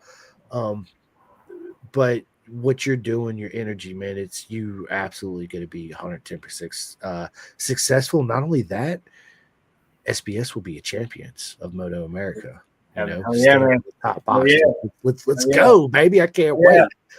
That's and go and again, giving the other people the opportunity to be in Moto America, to from club racing to make that next step up, right? It's basically like what I do in podcasting, give the opportunity to the club day riders and the track day junkies and the club racers the opportunity to come onto a podcast to tell their story. Of course, mine's not as cool as your story. Let's just be honest. But, hey man, I love your story. I know, and I appreciate it. But you're actually getting them out there on the track and doing that. I'm just showing them the way and giving them an opportunity and a platform and a voice, right? But it's all in the same beautiful bubble and in the same beautiful circus to help grow the sport. So yeah, dude, you are going to 110%. Not only are you a legend right now, but SBS is going to be known all around the world 110% and be a force to be reckoned with within the paddock. And it's can't wait, bro. I can't wait, dude. I can't wait to see you in Atlanta, bro, and meet the whole team, dude. It's going to be we're going to do a live podcast there. I got plans for you. So I love it. It's gonna be good stuff. I actually want to get to a couple of these comments too, because they keep just rolling in. Yeah. So Ashley, quote of the week: either you whole ass it or you don't. True story. You don't have to. So you either whole ass it or you don't. Take your pick. That's all you get. Dude, it's so true in life too, right? You can't just half-ass it, because if you do, the end result's going to be nothing. You got to go all in. It's going to be half. So what's the point, right? Just go for it or don't. With that being said too, it's like you whatever you're afraid of, right? Heights. I was afraid of heights. What's the best thing you do come out here? Fight, jump out of a fucking airplane, go skydiving, right? Bro. So that's, you look at it in the face. You're not going to control me anymore. This is what I got. I control you. Let's do it, right? Same kind of deal. It's freaking awesome. I love it. Sean says, that is why it is so awesome that you are sponsoring riders and that you are so excited about it, dude. It's absolutely appreciate that, Sean. And then, dude, Holden, what is up? He says, "Dang, who's the hot guy talking?" Thanks, Holden. I really appreciate it. Now, he would say some stuff like that. I love it, dude. I love it. Ashley said that's a cool story, and then I got another legend, Paul McKee. You know my buddy Paul. Paul's actually one of my riders. Paul's my rider for the rider program for the second year in a row. I love it, man. Yeah, Paul's a good buddy of mine. I had him on the he actually sent me, oh man, I moved it. I got his. He sent me a custom sub-laminated dirt bike riding shirt, and then sent me my there it is. Yep, autograph poster right here with the logo on it. I'm like, bro, let's look, and I'm right there, pin the gas and Superbike Supply right there. I love it. My it's not on the fridge anymore because it's past there, but I had Paul's Christmas card that he sent me sitting on the fridge for, well, as soon as I got it, it's sitting up in the cupboard now. But I got a Christmas card. I was like, yeah, this guy gets it. He's the real deal. I love it. He is. I had the honor to meet him for a brief moment in Road Atlanta last year. Okay. I'm pretty sure, Paul, I know you're watching. I'm pretty sure it was the end of the weekend. It was that Sunday. But this year, yeah, I can't wait to spend some time with him and you guys too as well. It's going to be, yeah, it's nothing like meeting. Well, how do I want to say this? Just people that are just absolutely head over heels in love with motorcycles. You know, we speak the same language. We have that same walk, that same talk, that same energy. It's like consider us a bunch of little minions, right? We're all little yellow minions running around, and people are like, look at these crazy fools. We're not crazy, right? We're looking at you like, look at those crazy people. Yeah, it's awesome. Maximum, he says, let's go. I can't wait to start. Max is also one of the CCS Midwest guys, but he's also one of my riders for the rider program. So Max was on a SV last year, and Max is putting together a pretty sweet program on an RS 660 this year. So I'm stoked to see what he does on the Italian bike. We'll see what he can do. I know him and Andy. I think Andy commented down here. They Maxim and Andy, they raced in the same series together. So they both raced. They raced against each other last year. I think both on SVs, but they both control ride as well through Motobid with the same organization that I do. So watching those two go head to head to each other, they're always talking smack between each other. It's awesome. I'm excited to see. I know Max has got an RS 660, and I think Andy's building an R7 for this year. So we're gonna see who comes out on top on this, and I'm excited. And both of those guys are my riders for rider program this year, so it's gonna be a good time. It's fun to watch them battle between the two of each other. Nothing like a friendly battle where you talk shit to each other the whole time. Absolutely. You know, it's okay. So when you're battling with your friends and you're talking shit, all that does is want to push us. We're elevating our games to push each other further, right? I want to see you succeed. You want to see me succeed. If I end up beating you and I win that day, it's all hugs, congratulations, let's barbecue, let's throw some steaks on her. Vice versa, you win, you beat me. Oh, dude, I remember that. I almost had you. If I didn't have done this, and you're like, yeah, you're just too slow. You know, let's just be honest. You know, but I love it. Nothing like that friendship, talking shit, battling it out, man. It's freaking awesome. I love it. Andy says SBS taking over, racetrack near you. Yes, they are. Yeah, and then so proud of you, Eric. That's my mom. Yeah. Thanks, Mom. I appreciate it.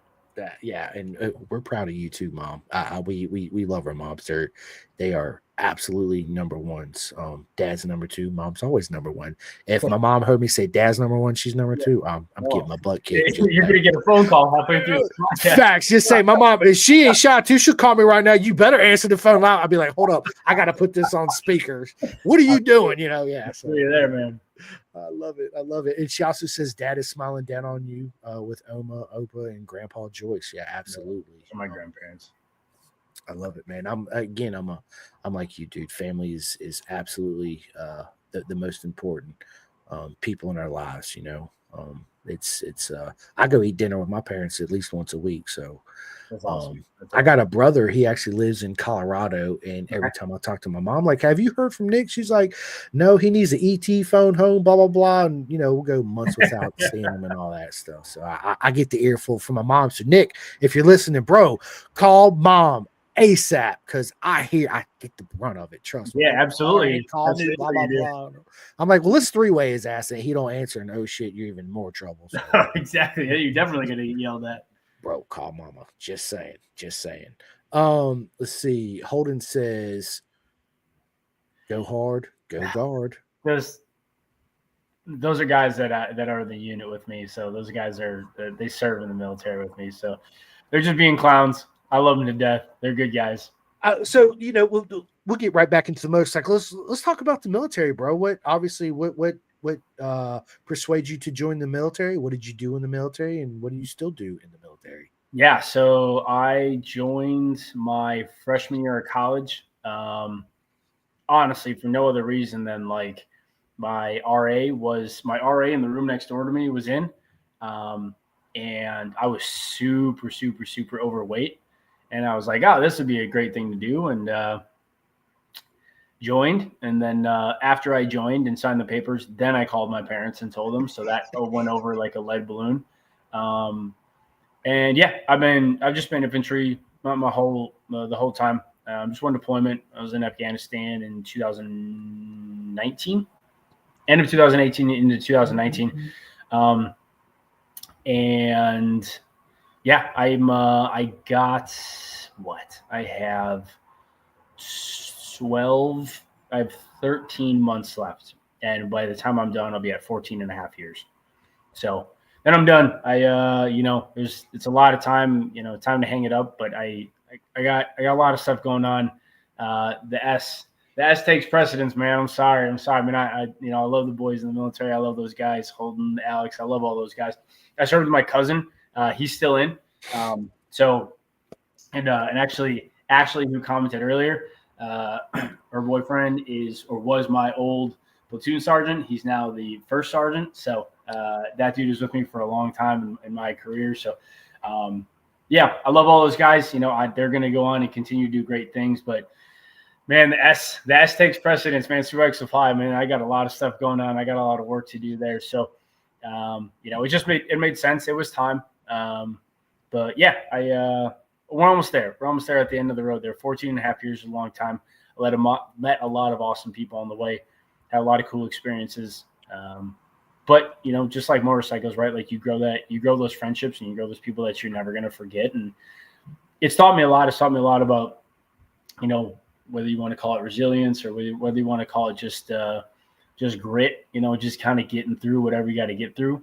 But yeah, it's been fun. It's been fun. I'll miss those guys, but clearly social media allows them to continue heckling me, even though I'm far away, which is fantastic. So cheers to those guys. Yeah, dude. Listen. First, I just want to say thanks so much for the what you do in the military for serving people like you.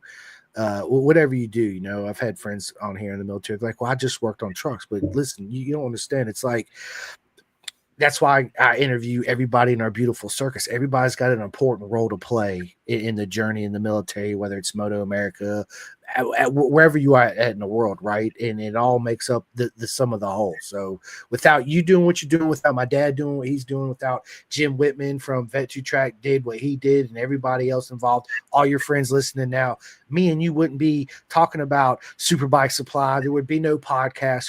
There would be any of that, right? So thank you so much for for your service, man. It means a lot. It really does. Even though I grew up in the military, it's still, you growing up in it's different than joining it and serving in it. So you don't understand the power behind it until you get older, and then you realize like, oh shit, my dad was a fighter pilot, like Top Gun. Dude, balls of steel. You kidding me right now? Like, wild. Yeah, it's absolutely awesome. Alex said, I'm laughing at Alex. He says, headquarters is calling you back, Eric. Just a bunch of clowns. Just a bunch of clowns. All those guys. I love them to death. And then your mom, I got to put this up. Your mom says, I am crying because she is proud of you. Don't be sorry, man. It's an honor, man. It's the love and support. It's a happy cry. It's just a joyful cry. So it's yeah, man, 100%. Let's see what else we got going on here. Awesome story, brother. Holden says, Bradley Wingler says, and the man behind the logo, the man, the myth, the legend, Eric behind the logo. Yes. Thank you, Brad. Brad's also in the military. He's doing some pretty high speed things where he's at too. So I'm excited to see Brad on the track this year. I'm pretty sure Brad's stepping up to a different series this year. I think that's what we talked a little bit about it at the banquet. So I'm excited to see what Brad won the award at the Azure banquet for the Potato Head.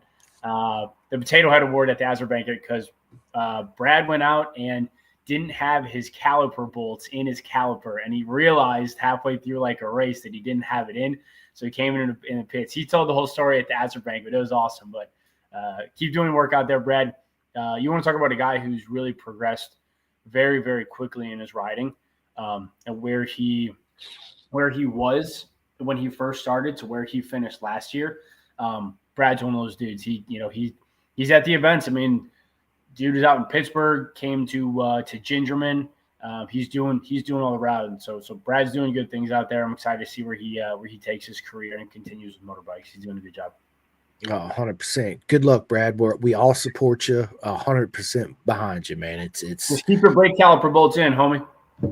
You need. Don't forget, dude. Don't forget the torque wrench. You got to torque them bad boys down. It's funny because earlier we were talking about first getting into motorcycles. Now, there's I'm like you. I don't learn by sitting in classroom looking at a book. I'm like, I'm fucking bored out of my mind. Like, take me in the field, show me how to do it. It's like when I did my first track day, my buddy's like, oh yeah, it's easy. You just got to drill some holes and do safety wire. And I was like, what the fuck is safety wire? And what bolts do I drill to do these holes? What size drill bits do I need? Like, I'm fucking confused right now, right? Until you sit me down and show me, I'm like, now I get it. Now I got this, How do I use this spinning thing? What is this? Oh my God, it's freaking awesome. Seth Miller says, Eric is a great guy, super friendly and helpful in the pits, kick ass in 2025, buddy. Seth and I have been Seth and I raced together CCS 2023. I think 2023. 2022 maybe as well. Seth actually had a really big accident last year. Seth and I had our big accidents in the same year. So Nux on doing it in the same year, bro. Let's not do that again this year. Seth smoked a deer in turn 2 at Blackhawk, probably doing triple digits. Oh shit. We were real worried about him. So glad to see he's on the mend, full recovery. Yeah, he smoked a deer. It was a gnarly accident. So it was good to see him. He came by, I think, 2 race weekends later. I wasn't racing. Was I racing? He came by. I think he came by in the September round, which is the round after I had my huge accident. And I just got an opportunity to talk to him and just, we kind of reflected on the year, which was not good for either of us when it comes to motorbikes. But Seth has always been fun to race against. I've had great competition with him. So appreciate you, stopping on my podcast, buddy. It was good to see you. So hopefully we can get back to some riding in 2025. 100%. Hill up, Seth, and can't wait to get you back on there and pin the gas, baby. Don't forget it, right? Yeah. It's Maximum says we never talk shit to each other. LOL. Yeah. No, who does that, right? No, we don't do that. Like two old bickering couples back and forth to each other constantly. It's him and Andy. It's hilarious. It's something I've been trying to kind of ingrained in my son. I'm like, you're 12, I'm 45, bro. And I say that, and you're like, oh my God, 40 years. Like, I got so much this long time. And I'm like, dude, our life is literally this long, right? So love yourself, be happy, and enjoy everybody around you, right? And that's so important. And I say that to everybody, and that's why I'm a big firm believer. None of us are strangers. We're just friends that haven't met yet. And people ask me, well, there's people you meet and your energies don't match, and they just rub you the wrong way. And I'm like, absolutely correct. We are human. Nobody's perfect, right? We have people that we still meet to this day that rub us the wrong way. They'll say something, and our natural instincts want to immediately be defensive, right? But if you turn that negative energy into positive energy and genuinely have a conversation with him or her, you will find that you have at least 10 things in common. And guess what? That negative energy is not negative energy no more, right? It's positive. And then next time you see him or her, it's, hey man, what's up? What are you doing for lunch today? Let's go grab a pizza or and a beer or whatever, right? And then boom, again, you're just strangers that haven't, you're friends that haven't met yet, right? Exactly. It's something that I live by, and it take me, I'm not perfect. It took me a while to get to where I am, that in that, right? Because we all struggle with certain things in life, okay? Um, but man, it just makes you such a happier person. And the way you look at things is it's like my wife's going through things. She works at the VA, this whole Trump and Elon Musk doing the whole, and there's a lot of people losing their jobs, and she's absolutely worried about it. She's like, oh, and I'm like, look, just stay positive. If it happens, so what? It happens. Right. We're not gonna die. We'll keep on moving on, and we're gonna make it happen like we always do, right? So, if that's just a good example. Also, with that being said, riding motorcycles, doing track days, racing, sometimes you have these certain mental blocks that come in your head, and it's hard to overcome that, right? But that's how you push through those boundaries. That's how you self-improve. That's how you become happy with yourself. I also tell people that it's very important in your lifetime to find something that you're solely passionate about. I don't give a shit what it is, making coffee, drawing, coloring, whatever it is. The world would be such a happier place if they had that one thing in their life that they were truly um, honored to be a part of and happy to do on a daily Dude, basis, if you that gotta makes you sense. gotta find your thing. You got to whole ass it. You can't half ass it. You got to whole ass it or don't, right? Like that's the thing. Like you just gotta go for it. Like Just do it. just do it. Just do it. Like Nike, just do it, right? Yeah. Absolutely. Peyton says, sorry, I just got on a little rant. Peyton says, Eric, Carly, Superbike Supply, my dad are the reason I'm a track rider today. Thank you, Eric. Honored to know you and have met you through your rental suit program. Yeah. So we were at Blackhawk Farms and Peyton rented a suit, and we communicated a little bit ahead of time with email because she wanted to make sure that she had everything all set in place. And she came up to the stand on the day of the rental, and we got her all fitted, and Carly helped her out and got her all set in place. Now she came back later, and her dad was with her, and I gave him some stickers, and it was the old, it was the original "Do It for Dad" sticker, and I said, hey, here's some "Do It for Dad" stickers, and he said, "Do it for Dad," and I said, do you know what our "Do It for Dad" program is about? And so I rent suits through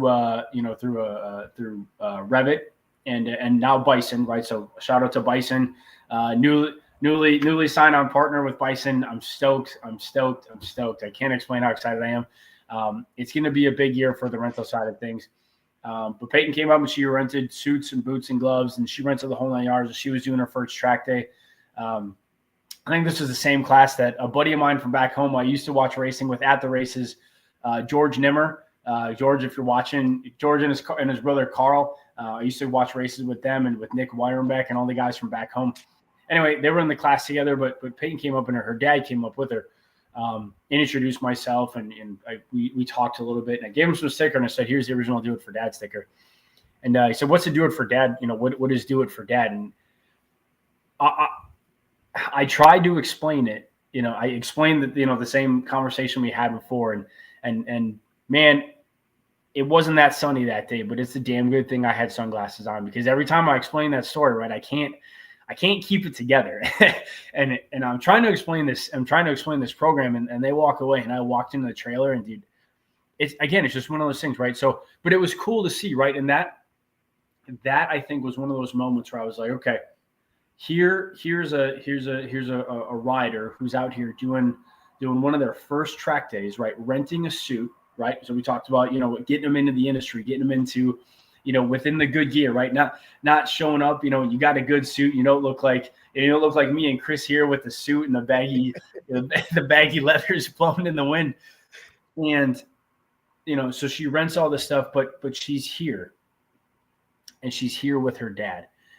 And man, like, for some reason, like, they came up and she was like, I want to get my dad involved in what I'm doing. Dude, I almost lost it. I was this close to doing it in front of everybody. But again, that's one of these things, and Peyton's ordered some stuff from the website, and we fit the suit for her that day, and I think Carly got her all set up and got her all fit with the boots and gloves, and she bought everything that day.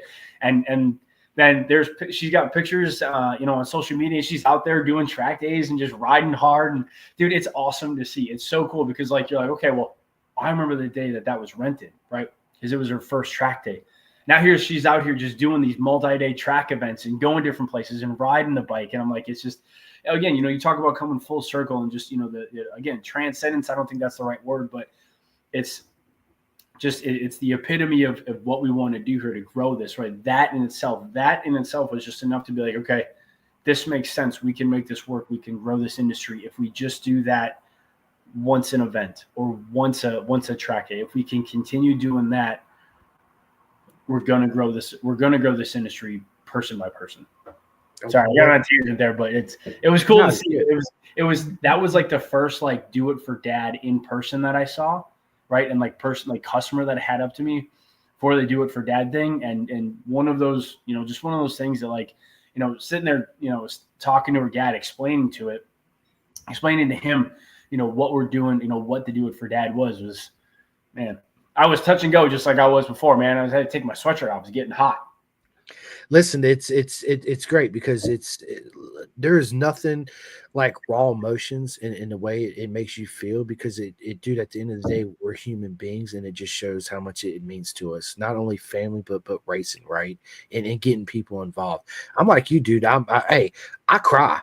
I'm a crier. No bullshit, right? I cannot hide my emotion. There's things you got to know about me. I'm an emotional guy. I wear my heart on my sleeve.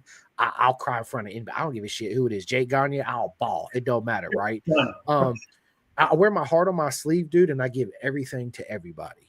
So much so to where sometimes I put my family on the back burner because I give so much of myself to everybody else, and I get lost in that sometimes because I see how happy I make people, and I bring people into the sport, and it does something to me that it's hard to explain. So yeah, dude, I'm with you, Eric, on that 110%, bro. Let's see. Holden says, "Love you too, brother, even though you left us, Eric." I think those clowns are still watching. You know what? Good for them. Good for them for sticking out through the entire thing. I owe you boys. I owe you boys a drink the next time I see you. I love those guys. You guys heard that, right? Not one, but two. They won't forget that. They'll pull up the video too.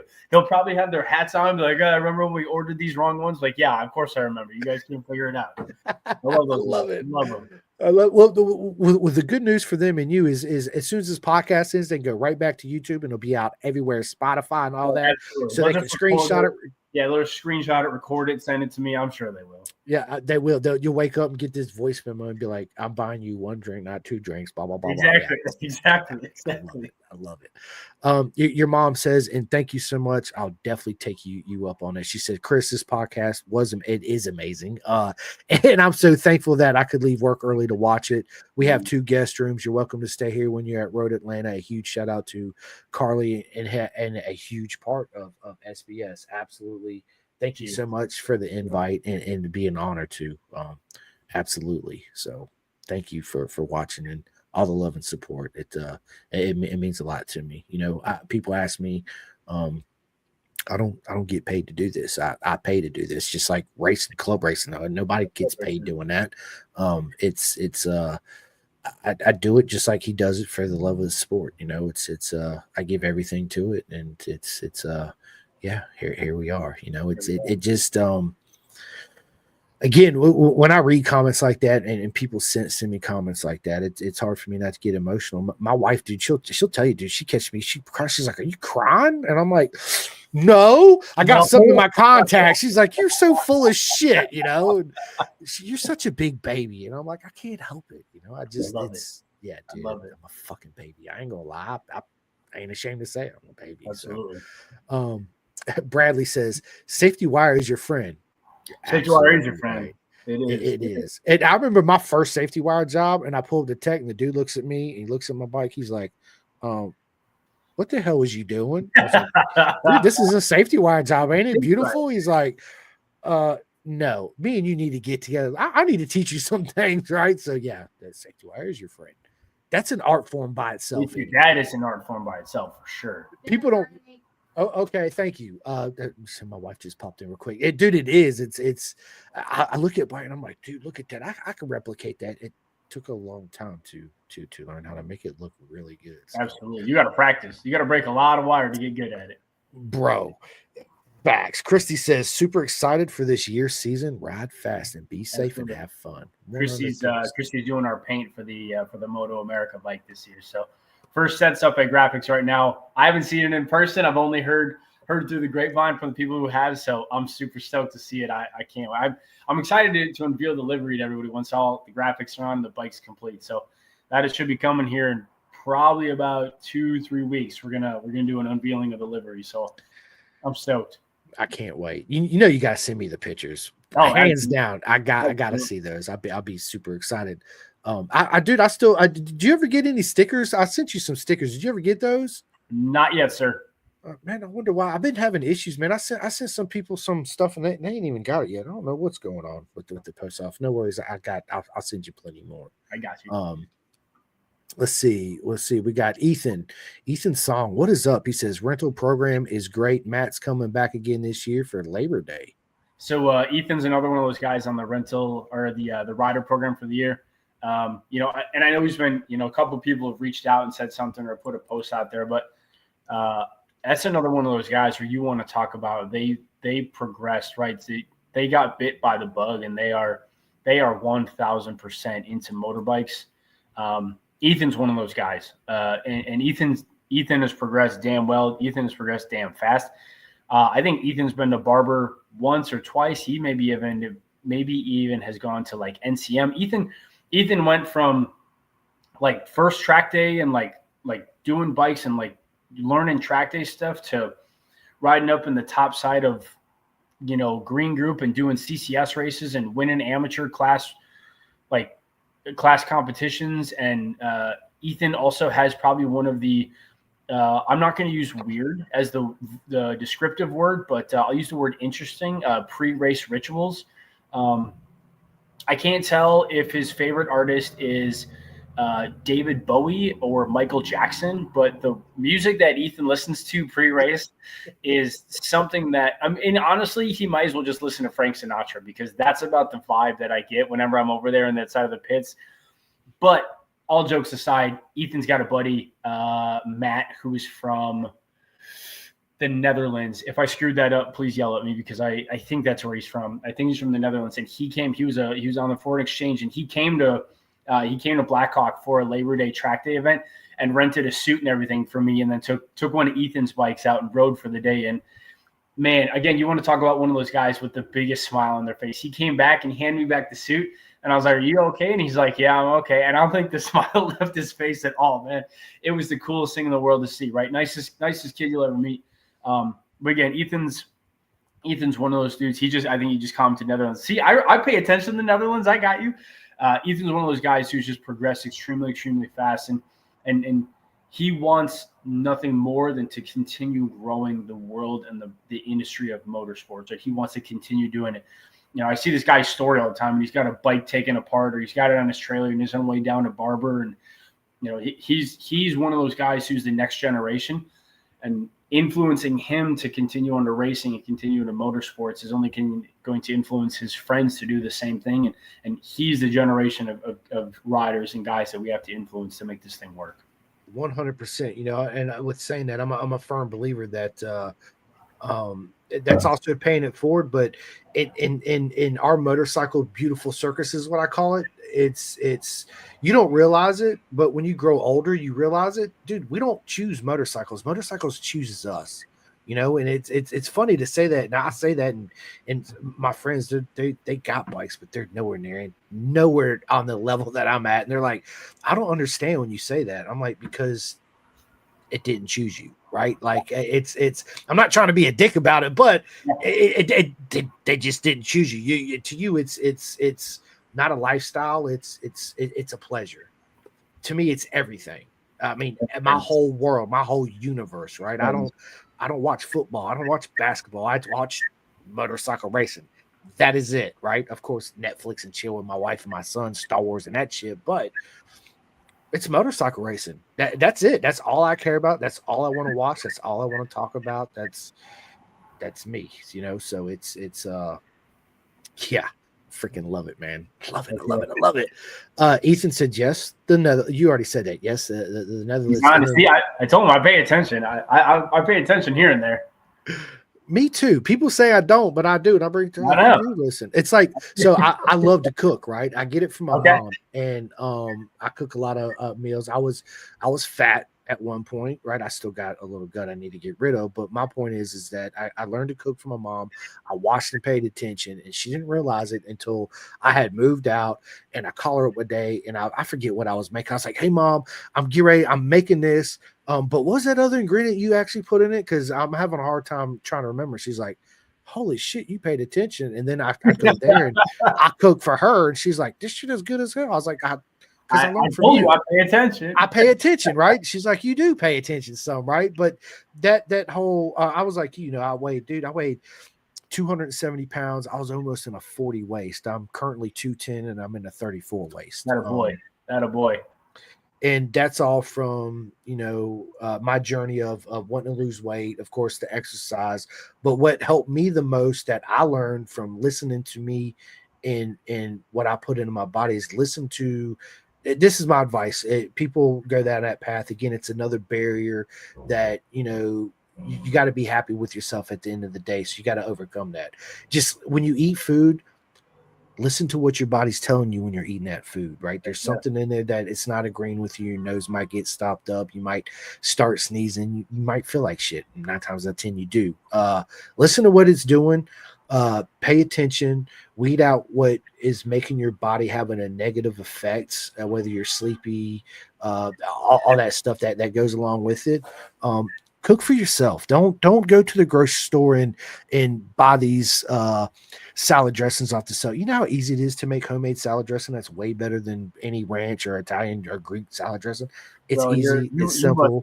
You must be leaps and bounds above my cooking ability. Like, I make a mean bowl of cereal and I cannot screw up a PB&J. Like I'm living, dude. Also, like Uncrustables and like Taco Bell, I'm fine. Like I'm bro, I love it, dude. Okay, so that's one thing I did cut out too a lot is fast food. Traveling, going to these races, of course you're gonna stop and eat some fast food every once in a while. Taco Bell, yeah, dude. Who don't love Mexican food, right? But Taco Bell's not really Mexican food. But whoa! It's elegance right there, man. Okay, I'll give it to you, Eric. I'll give it to you. Taco Bell is Mexican food is good, elegant food. They do have good food, but that's what started me down my whole rabbit hole of wanting to lose weight, man. It's just watching what I eat. Another big thing for me too, Eric, was I don't know how it was on your journey, was here in America. So when I went to UK for the BSB round, like their meal sizes ain't that big, One thing that helped me too is, my stomach's this big. Everybody make a fist. That's as big as your stomach. So so when I make food, I put my fist over it and I'm like, that's as big as my stomach. This is all I need to eat, right? And you eat slower. It gives time for your brain to talk to your stomach to come back saying I'm actually full without overfilling yourself and be like, oh my God, I'm so full. I want to make myself throw up and go on. So that was just what helped me. I'm sick of Chick-fil-A. I'm gonna go on and say it. My son is a Chick-fil-A nut nerd, and I'm just like, I just ain't with it no more. Right? Is it good? It's okay. But my question with this is where are all these chickens coming from? You know, man, that's deep. That's a deep question. That's a deep question for 7 p.m. on a Thursday. I got nothing, man. My brain's been working. I don't even know where to start with that question.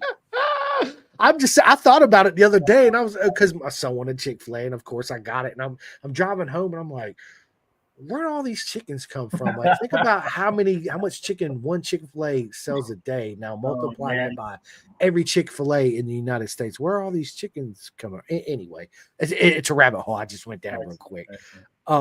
Bradley says crunch wraps on the griddle. Yeah, it's crunch wraps, man. Those are dangerous. I have there's a Mexican joint right down the street from me called Alejandro's. They have a salsa bar where they make their homemade sauces and stuff, which I absolutely love. But they have their version of a crunch wrap there, and it's absolutely it's one of my go-to when I go there for sure. That and the cheese dip. You got to have the cheese dip when you go, 100%. And it's got to go on everything. Everything. It is. Your mom says Taco Bell is not Mexican food. Thank you, Mom. I'm in with you. That's awesome. Eric's like, yeah, no comment. I mean, no comments on live stream on the internet. Oh my God, I love it. I love for ages. Good stuff, dude. Bro, we've been at this for almost 2 hours already. Heck yeah. It don't even seem like time's easy. Time's easy when you're having fun, man. It is, and I like the Josh Heron hat, by the way. Thank you, dude. Right, wrong, or indifferent, whatever people got to say about him. I'm a Josh Heron fan. I've been a Josh Heron fan for a long time. I love watching Josh race. I love the way that he races. It's aggressive. I'm a Josh Heron fan for sure. I'm super stoked that he's. I mean, obviously, he's going back. He's going back again this year. On the Warhorse HSBK Ducati. Obviously, I mean, you put Josh Heron on a Ducati, man. Like, whew, what else I want? I'm stoked, dude. I'm stoked. Let's go. What's not to love, right? I mean, it's dude, I ain't gonna lie. I'm a Josh Heron fan. Ask Josh. I've talked to Josh many times. He actually, funny story. I bought when he was with Attack Yamaha, he was doing that whole woodworking thing, right? He was making those bottle openers with the magnets on the back. Dude, I got assigned one to Attack Yamaha. So I'm at my wife's best friend's house. We're doing a cookout. And my phone starts ringing, and I pick up my phone. It's fucking Josh Heron on Instagram calling me, and I was like, "You gotta be shitting me right now!" So dude, bro, no bullshit, dude. Dude, straight legit. And yeah, since then, dude, we've had many conversations. Every time I see him, I do the MotoGP baseball cards. He's into the MotoGP baseball cards. I don't have his personal number, but Instagram we'll go back and forth and all that stuff. So it's man. I had the matching shirt, the Melty Smiley, but so the Melty Smiley hat, but then I had the three-eyed smiley checkered shirt from the Daytona shirt.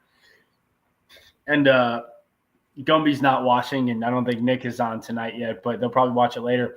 There was an unfortunate event that involved a lake house, 4th of July, and fireworks that put a burn hole in the side of my Josh Heron shirt. So it long story short, the instead of lighting the fireworks, somebody Gumby lit the cache of fireworks.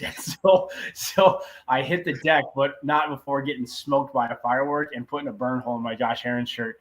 And I went to go buy a new one, and they don't sell them anymore. And I was like, Gumby, of all things, it had to be that shirt. So I give him a hard time for it. I love the dude to death, but man, dude, I'm a Josh Heron fan. I always will be. I mean, I love what he does, and I think he brings something definitely decent to the sport. Listen, I've been a Josh Heron fan I'll never forget when he first started. I went to VIR.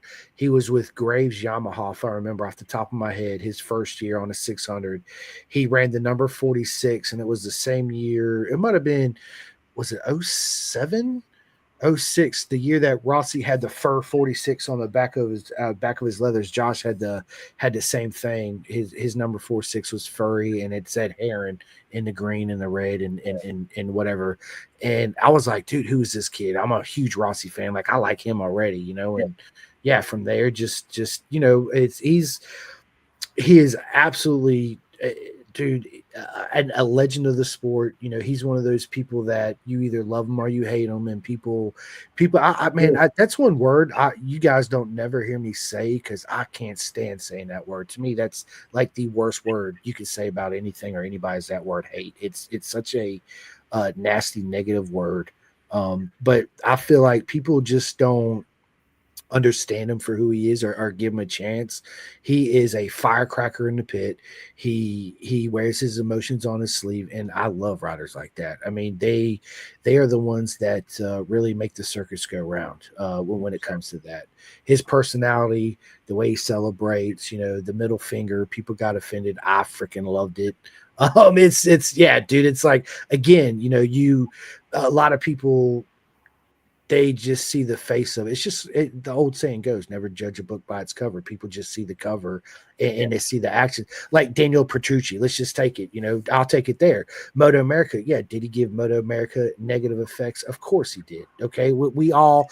Did you know how much flack and shit people talked about him? I was probably, out of my group that I knew, was like, look, you don't understand where his headspace is at that moment. You don't understand what he was going through. You know, he's coming from the pinnacle of the sport, you know, to a not to Moto America, right? Which is not Moto GP. It's not the standards of the tracks he's used to being on. Being around people he's never known before, riders he's never been on track before. Yeah, it was, you know, a year into it when he did it, but at the same time, just like when he talks shit about VR, how unsafe it was and all this, right? It's those raw emotions that he acted upon at the moment, but he really didn't mean them at the, you know, at the time that he said, obviously, because he come out and said that. So it's very easy for somebody to, especially with characters like Josh and Danilo, to come up with those certain views and strong words to them. And at the end of the day, you don't understand who they are. Just stop and listen and watch what they do, and you will hopefully come to realize that some of it's show, some of it's not show. But at the end of the day, man, they're fucking legends doing what they do. Look at all the love and emotions they give everybody and all the fans. You know, it's dude, I'd love to be in a position like that, giving back to, you know, all the emotions. It's incredible. So yeah, dude, Josh Heron, 100% all the way. Let's fucking go, bro. I'm with it, dude. I'm with it. I don't have any Josh merch. I'm not gonna lie, I don't. I really don't buy a whole lot of t-shirts, man. I got so much clothes, bro. It's dude, it's ridiculous. Like I throw away a shit ton of clothes. I take it back. I don't throw it away. I don't donate it to my wife loves that store. I can't believe I'm drawing Goodwill. What I do is I'll take my clothes and I'll go down to the mission house down the street where people don't have homes and kids and all that. And I take Rossi's old toys down there, and here you go. I'll just pull up front, say who needs clothes, who wants toys, let's go, you know, and I just give it all away. Don't ask for nothing in return. It's paying it forward to giving back to people that are less fortunate than we are, right? I'd rather give it away to somebody that needs it than to Goodwill that's going to turn around and sell it to people that's already got clothes and already got stuff. So I'm confused on that whole thing. But anyway, yeah, I'm with you on that.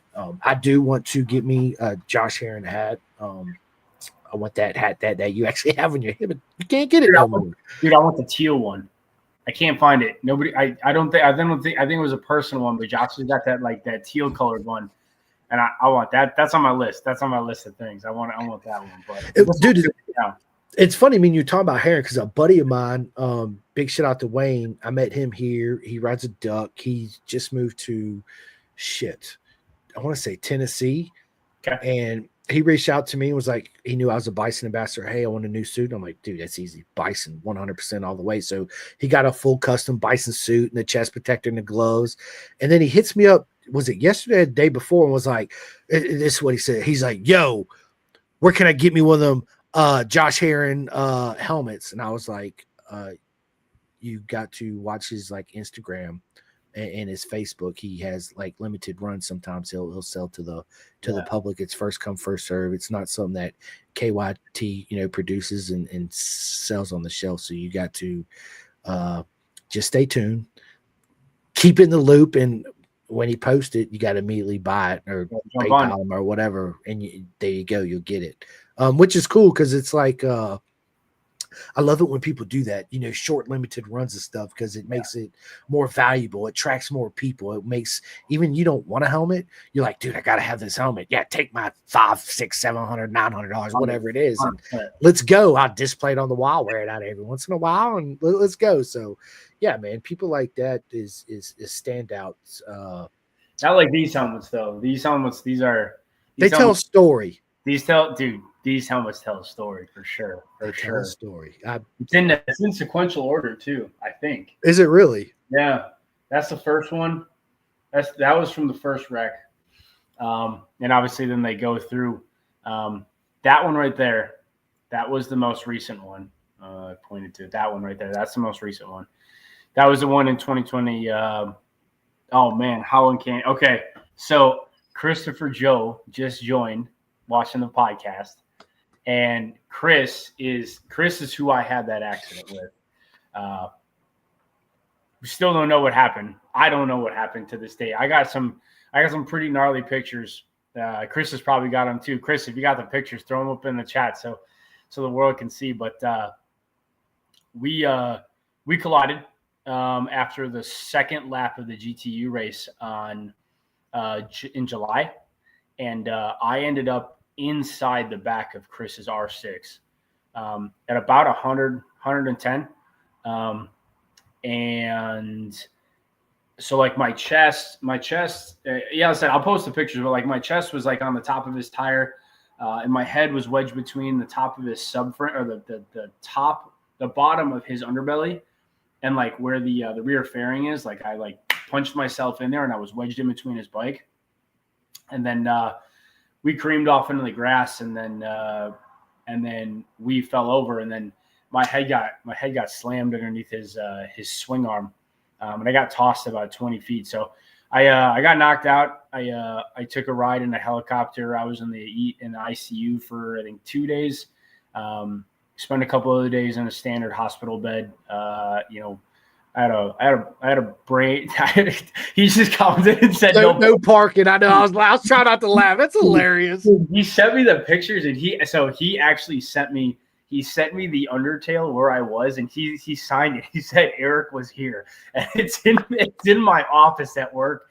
And it's so funny because people walk into my office, and I have the rim from when I got rear-ended in Pittsburgh, which is all torn up and torn apart. Right next to that. That's my daily reminder. Hey, don't do stupid stuff because it hurts. But I spent 4 days in a hospital bed, had a brain bleed. It was pretty significant. And I laugh about it now. Because again, you have that group of people that stand behind you and kind of keep you going. So, realistically, the first one throughout the entire day is Carly, my girlfriend. And she was there for the entire thing. She was actually visiting from California when it happened, and that was her first motorcycle race. She had never been to a motorcycle race before.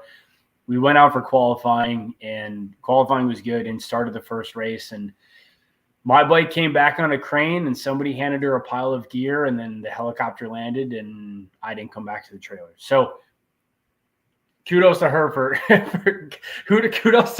sticking around, because that's traumatic. First off, second off, man, what a way to make an impression, right? Like I said, if you're gonna do it, don't half-ass it, whole-ass it. When I said whole-ass it, I didn't actually mean to end up in the hospital. But hey, you know what? Semantics in life, that's fine. But Chris, I ruined Chris's day too, right? And I think about that often, right? I ruined Chris's day too, and then I think Chris and I have had many conversations. We talk about it a lot. I'm still great friends with him. We still We still shoot the shit. We still hang out. We do, we talk all the time. But like you said, like they tell a story, right? Like that was, but even through some of those crashes, even through some of those traumatic events, right? Like you're pulled back in, you're clawed back into this world of motorsports, and nothing ever changes. Like, like I had a lot of people who are like, "Are you done?" And I was like, "Done with what?" They're like, "Riding." And I was like, "No, absolutely not." Right? Till I die. 100%. Right? Like, at the time, like it was like they were, and they still do. Like, shout out to Revit, right? They make fantastic product. I had no holes, no tears, no rips, no nothing in that entire suit until they had to cut me out of it. So like obviously the suit was a goner. The helmet's a goner too. I mean, you can't see it, but the front side of the helmet's all busted up and the windscreen is all busted up. But like Forma, shout out to Forma boots, right? They're my, I've been running Forma boots for a long time. My boots stayed intact, everything stayed intact. But it's one of those things, right? Like the proof is in the pudding. You see, this kind of goes back to like you trust in good gear, right? You got teams like Bison, you got teams like Revit, you got teams like Forma, like KYT in their helmets with Scorpion. Like we invest in that good gear, right? Because if you half-ass the gear, right, you half-ass the result, and a half-ass result in something like this, right, where I look back on it now, and my mom commented, she said, your nurse mom was not laughing and Carly wasn't laughing. And my friends were, I don't remember those 4 days. Like, I don't remember being in a hospital bed. I don't remember what happened during that time frame. But like, I go back and I think about these things and I'm like, I'm very fortunate.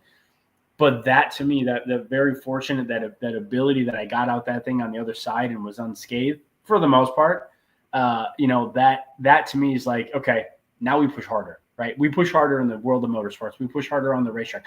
We do those things, and we're gonna double hole asset because we had a chance and we bypassed that. We're good, right? We got that out of the way. We're done now, right? We're good. We're solid. Let's go. Like now is the time to go, right? So shout out to Chris for jumping on the podcast and watching and being a good sport about it all. Like I said, the dude, he was, again, he was banged up from the crash, but you want to talk about someone who's like legitimately like worried, after I ruined his day, who was legitimately worried, but you got the support of the Azure paddock and everybody that was there. And Ryan and Natalie were there. Race Christensen. I had a 4-hour conversation with Race.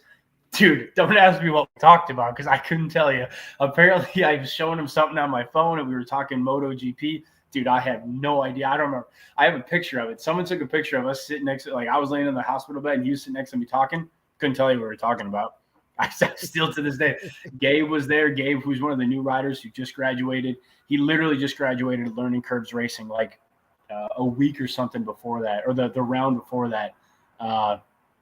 Dude came to visit me, So, but again, that's where you talk about you surround yourself with these people who want to be part of your circle, who want to be part of the sport. They understand the liability that may come with this, but when things like that happen, they packed up my trailer. They took care of all my stuff, while I was, hanging out, sleeping in a hospital bed for a couple of days. Yeah, it's I always call it our beautiful circus because you meet friends, but family. You meet family there, right? And at the end of the day, I get asked that, like, well, with my wrist, my doctor's like, "Are you still gonna ride?" I'm like, "Dude, I'm trying to ride like right now." What are you right now? They're like, "Well, you should give it up." I'm like, "Give what up? Life? Like, you might as well just put a bullet in my head. What are you talking about? I don't speak that language. Like, that's not in my vocabulary. I don't understand what you're talking about. You're speaking foreign language to me right now, and I don't like it. So yeah, absolutely, dude. It's yeah, man, it's awesome. Holden, thank you so much, my man. I really appreciate it. He says, awesome podcast, dude. Worth the listen. See you soon. Oh, so you're going to be at Daytona, Holden? No, he's trying to take me up on that drink is what he's trying to do. I don't blame him. I don't blame him, Holden. Exactly. You got to keep him to that. I love it, dude. I love it. Dude, Eric, this has been, listen, me and you can go on for hours and hours and hours.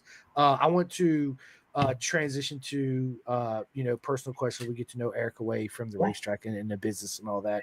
But everybody, don't worry about it. Stay tuned because me and him are going to schedule our part 2 as soon as this podcast ends. So I need you to stay on with me for a minute after we end this.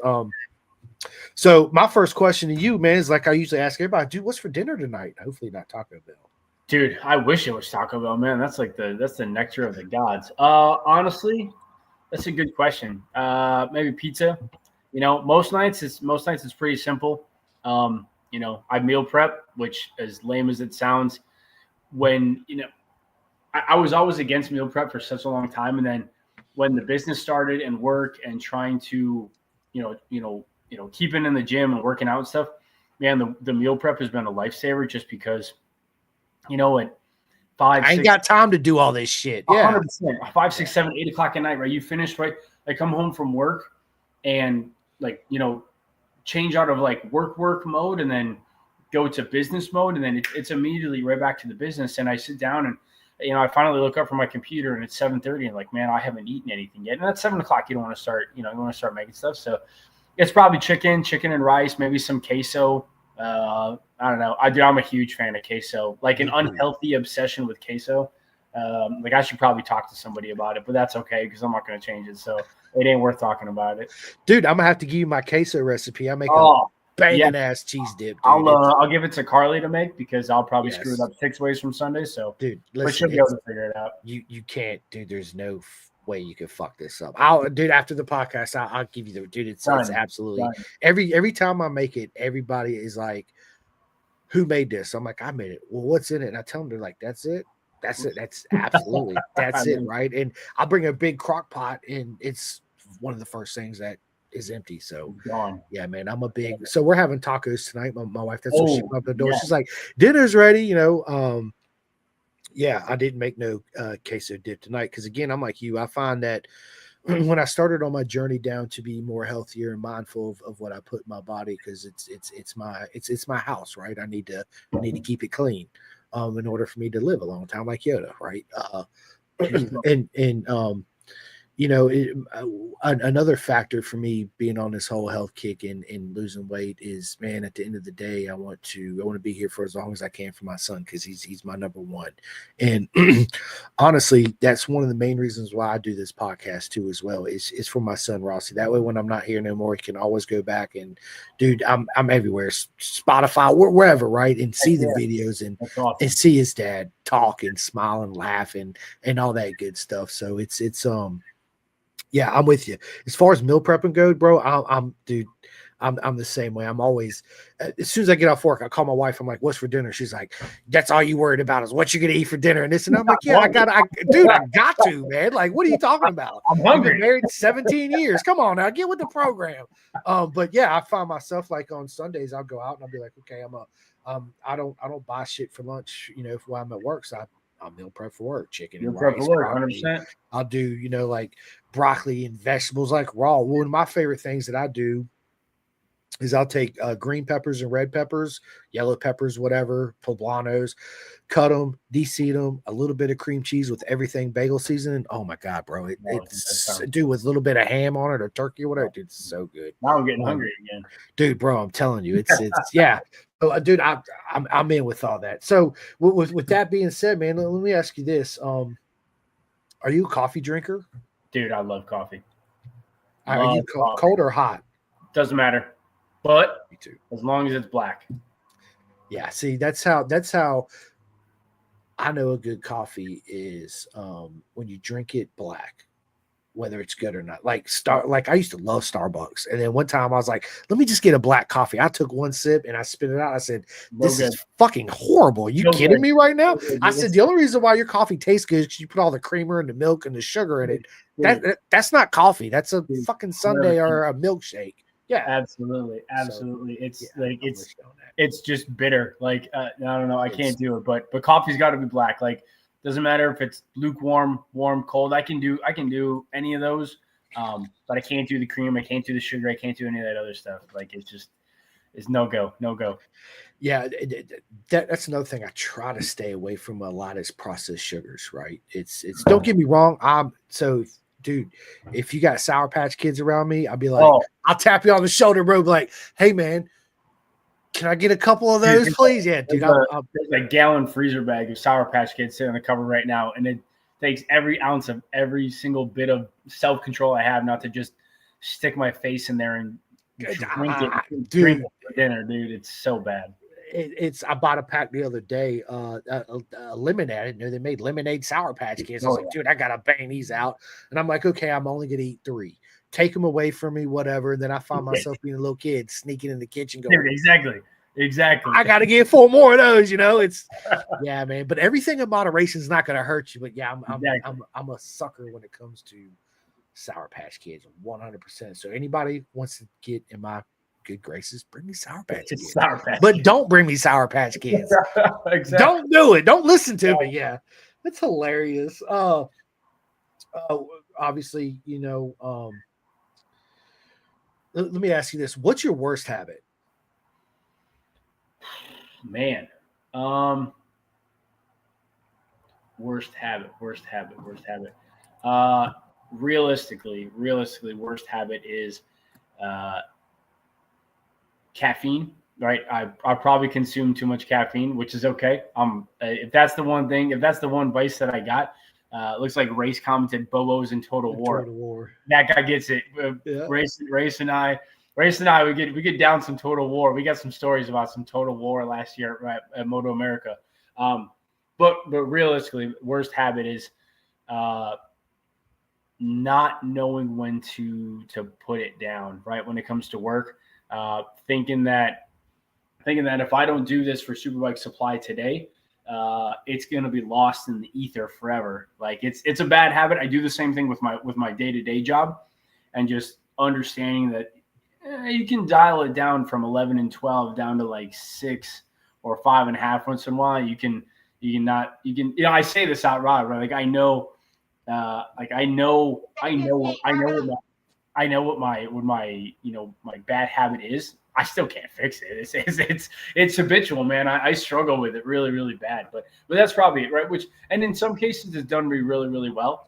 Other cases it's just been like, it just tears you down, man. Dude, listen, I'm the same way with the podcast. I don't know when to. That was my biggest hurdle with my wife and my son was learning to know when to put it down, know when to not take that next phone call, know when not to answer that next text message about the podcast. And I'll be like, oh, so-and-so just hit me up. And my wife's like, we're fucking watching a movie. I'm like, okay, cool. Yeah. No worries. Look, listen, I'll set it down. She done caught on to me. 5 minutes later, probably not even in my mind, it's 5 minutes. It's probably 10 seconds later. I'm like, I got to go to the bathroom. Yeah. Dude. I did that like 3 times to come back. My wife's like, you're in there for 20 minutes. And I heard you talking on the phone. I was like, fuck, I got caught. Dude, you're sitting here like watching a movie, like finishing after dinner, and just be like, oh, movie. And like, oh, I get an email. And then 20 minutes later, I'm like, man, I haven't watched the last 20 minutes here. I'm just emailing people from the business, for the business and working on stuff. Like, I got to learn how to turn it off every once in a while. So it's a good problem to have, but it's a problem nonetheless. It is, it's again, I find a good juggling act with it right now. So it's good, but yeah, that's one of my biggest things too is I don't know when to quit. I don't know when to put it down. And like I always tell my wife, I can quit when I'm dead. Like I got this much, dude. I'm go. I'm a go person. I can't, if I have a day off and I have nothing to do, the lawn don't need to be mowed, the laundry's done, blah, blah, blah. It's raining outside. I can't ride I ride in the rain, but let's say it's snowing or whatever. And I'm sitting there and I spend an hour playing a PlayStation, which I hardly ever get a chance to do, or I'm watching a movie. I got ADHD and I don't take any medicine, right? And I'll be sitting there physically watching it, bored out my fucking mind, even though I'm in. What happened? Like I got to go back and are you there? Okay, yeah. I can find myself. I got to go back and like kind of rewatch it, but then I'm like, I'm bored. I gotta get up. I gotta go out. I gotta do something. I can't just sit and be still. It's like it's just not in me, right? And your mom, thank you so much. She says I'll have in the snack basket in the guest room. Thank you. You done got to my heart 110%. That's terrible. No, it's not. It's a good thing. I love you, mama. Thank you. I love it. So with that being said, bro, tell us something we don't know about you at all. Oh man. I think, some people do know this, but I was a very, very, very, very, and this is, for those that know, I mean, they could vouch, or maybe not for this. Maybe they can call me a liar on the cast. That's fine. I had a really, really big opportunity to go to college and do stuff with playing saxophone. I played the saxophone all through middle school, through high school. I played a bunch of different types of saxophones. I didn't practice because that was boring and I didn't like that, and I got yelled at for it all the time. But I was very good without practicing, and I was very, very good. I played the saxophone for many, many years, and just kind of like picked it up and just was able to go with it, and it just came natural, and it was easy. And we did a lot of competitions with it, and I ended up actually selling my saxophone to a kid and her dad. She was like starting like a middle school music program. And they wanted to they were going to rent a saxophone. And it was like, man, it was crazy. She was like trying to do middle school music, and like they needed to get a horn. It was like $800 to rent it for the year. And I posted it for like, I posted it for like $300. I just wanted to get it out of my house. I was moving. This dad and his daughter, they came by, and he's like, you're willing to sell it? I was like, yeah. He goes, well, like they want to like rent it. And I was like, dude, like if she gets into it, learns how to play the saxophone, like sick, great. If that's the case, then like you could take it for all I care. Yeah. So I don't know. I kind of miss playing it every once in a while. I honestly, like if someone gave me a saxophone, I'm pretty sure I could pick it back up. It wouldn't take much, I'm not Kenny G, but I am Eric G, so it's close enough. I spent a lot of years playing saxophone. My dad was a big fan of it too. I'm was kind of a band nerd at heart, but I love it, man. Your mom said, "What? You sold it?" ? Now you're in trouble, Eric. You're in trouble. Wait for the phone call, dude. It's coming. Trust me. Ryan says, "Let me click. It says, that's the wrong one. Where'd it go? Oh, there's just so many coming in. It says bad habit of every morning opening the Snapchats of EDM music on your way to the gym. Still love it though. Absolutely. So Ryan, so that's the Ryan that I did. That's the Ryan that I did the dirt track racing with back in high school. So Ryan and I have a long history together. I'm pretty sure if I say these things out loud, at some point there'll be a black Suburban out front, questioning my driving ability. I had a blue Pontiac Grand Am from 1996, and we put that thing to its absolute limits. Me and Ryan Minster, we spent a lot of time in that car. I tried to take very good care of my car. Ryan attempted to abuse my car. Thank you. But yeah, you'll always have a yin to the yang, won't you? 100%. Like that dude, like he was putting like Tums in my air vents and like trying to like stick Tic Tacs and like melted Tums. Dude, I was like, man, come on. But yeah, so I go to the gym in the morning. I go early right before work. And I always start my morning with like, some sort of crazy bass drop beat EDM music. And I send it to all my friends on Snapchat. And so I'm sure when everybody wakes up, like if you get a snap from me in the morning and it's before 4:15 in the morning, it's probably a song. It's probably some heavy bass EDM. And I'm just getting to I don't know who actually looks at the snap at this point. I don't really care. I'm still going to keep doing it because there are a lot of people that I see that like they open it and they save it and then they come back and like, okay, that was actually a good song. So it's just my way to influence people in the music world. But I send it to people, and even the people that I know don't listen to that kind of music, Ryan being one of them. That's not his genre. He's got a lot of genres and that kind of EDM isn't one of them, but I'm still going to keep sending it. So it's a good time. I enjoy it. I freaking love it, man. I do. It's man, I love music. Music is one of those things, and I listen to everything from country to rap to rock to Frank Sinatra to Metallica, you name it. It's one of those. You got to be in a certain mood to listen to certain Music for sure. One of my all-time favorite songs is one by Metallica. I freaking love that song. Every time I hear it, the volume's just wide open. Is All the wide way open. to 12. I love it. Dude, or 15 if it'll go. I'm turning the knob. I'm like, Go, I'm stretching the throttle cable, baby. I know you can go more than this. Let's go. Heck yeah. I love it. So, everybody knows I listen to a lot of audiobooks. Eric, is that something you do too as well? I don't. It's something I tried to get into probably about 2 years ago. Realistically, it was just too slow for me. Like when I drive, like I gotta listen to music. Like it gives me, with the other thing with audiobooks, and I could do it more at home, but when I'm here, like I turn on music so I can think, I can concentrate. But when I drive, just for racing and doing stuff for Superbike Supply, I spend a lot of time on the road. Not as much as Beamer, Justin Bowling. Not as much as him. That he spends a lot of time on the road. I'm sure he's got some pretty good audiobooks. But I spend just time listening to music. I have regular books. Every once in a while, I catch a book that really just kind of grabs me. Oddly enough, they just came out with a podcast on Pipe Dreams podcast with John Hopkins, and the book that he's got called Leathered. And I read that. My favorite books, dude. So good, so good. That was one of those books where I started reading. I was like, oh yeah, I'm gonna finish this one.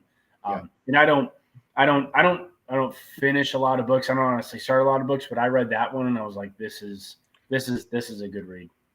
Yeah, dude. I listen to all kinds of audiobooks, but I tell people when they ask me one book to recommend for them to start off, dude, it's absolutely John Hopkins. I listen. Obviously, I just said that.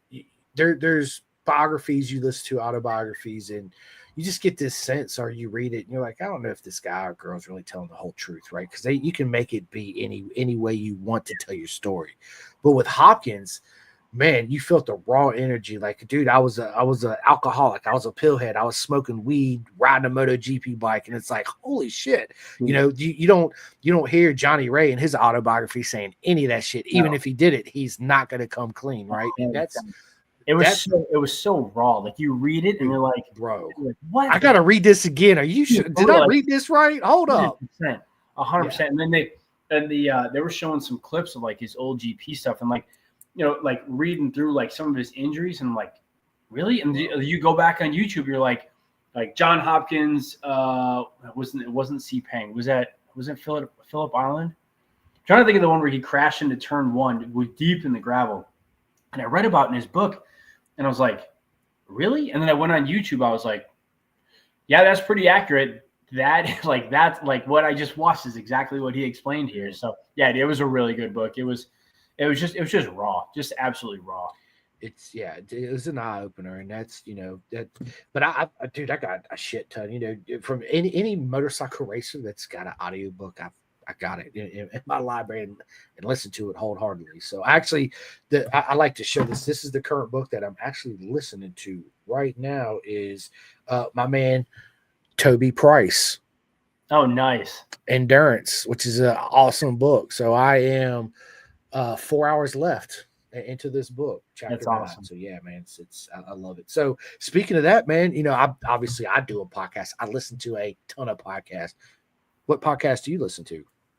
Honestly, realistically, the only other one that I listen to is or watch is Pipe Dreams. I listen to your stuff and I watch the guys that are on here, and then Pipe Dreams. But it's call it what you will, but it's all the stuff focused around motorcycles, right? Like that's the stuff that interests me. That's the stuff that catches my eye. I tried to get into the Joe Rogan Experience, and there's so many episodes I didn't know where to start. Which realistically, I could have probably just started and would have been okay.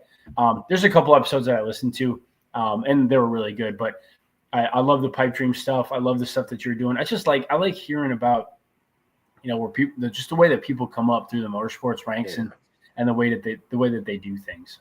Yeah, I appreciate it, man. Thank you for all love sports. It's an honor. It's speaking of that, like I've been having an issue with Spotify. Spotify. You go on Spotify, you look up Pin the Gas. It only shows I got 99 episodes, but if you go to Podbean, which is a free app, dude, I got over 350 episodes. Nuts. So I'm trying to get them to do the thing and bring it up. So usually when people ask me, I'm like, dude, just go to Podbean and just put in Pin to Gas, and you can just hit shuffle. And there's, it's I say 350 episodes. That's nuts. Anyway, it's and I've been doing it for 2 years. So yeah. Dude, so let me ask you this, man. What is your favorite holiday? Oh boy.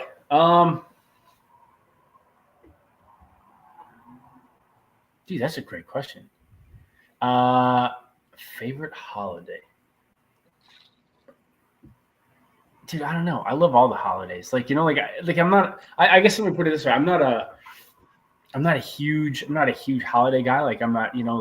Like Christmas for me is like, yeah, Christmas is Christmas, but like you won't see me decorating and going all out. I won't change the decorations for St. Patrick's Day. Dude, maybe as corny as it sounds, like my mom's birthday. If I don't say yes, then I'm going to get in trouble. But if I say yes, then I'm going to lie, and I'm also going to get in trouble. Listen, I was stuck between a rock and a hard place here. Honestly, as crazy as it sounds, not the holiday itself, but like I love doing the Murph on Memorial Day. So like the hero workouts and stuff like that, like 4th of July. It's probably 4th of July. Honestly, the 4th of July that I've experienced over the last couple of years has been an absolute blast, right? Like I've been hanging out, with my best friend Nick. We go out boating. We have a good time, except for the unfortunate event, thanks Gumby, that ruined my Josh Heron shirt. Like I love hanging out with those guys. Just being on the water, just hanging out with those guys, just doing the American thing, lighting off fireworks, just relaxing. Honestly, for me, it's any holiday, because a holiday is just an opportunity to just get away from the day-to-day stuff and just take a step back and just hang out with friends and family. Like honestly, I think you could say it's the same across the board, because it's a break from, it's at least that 24-hour period. It's a break from everything else, and you get to be with your circle, right? You're with your circle, you're with your people in your circle. And it's just a good time. Yeah.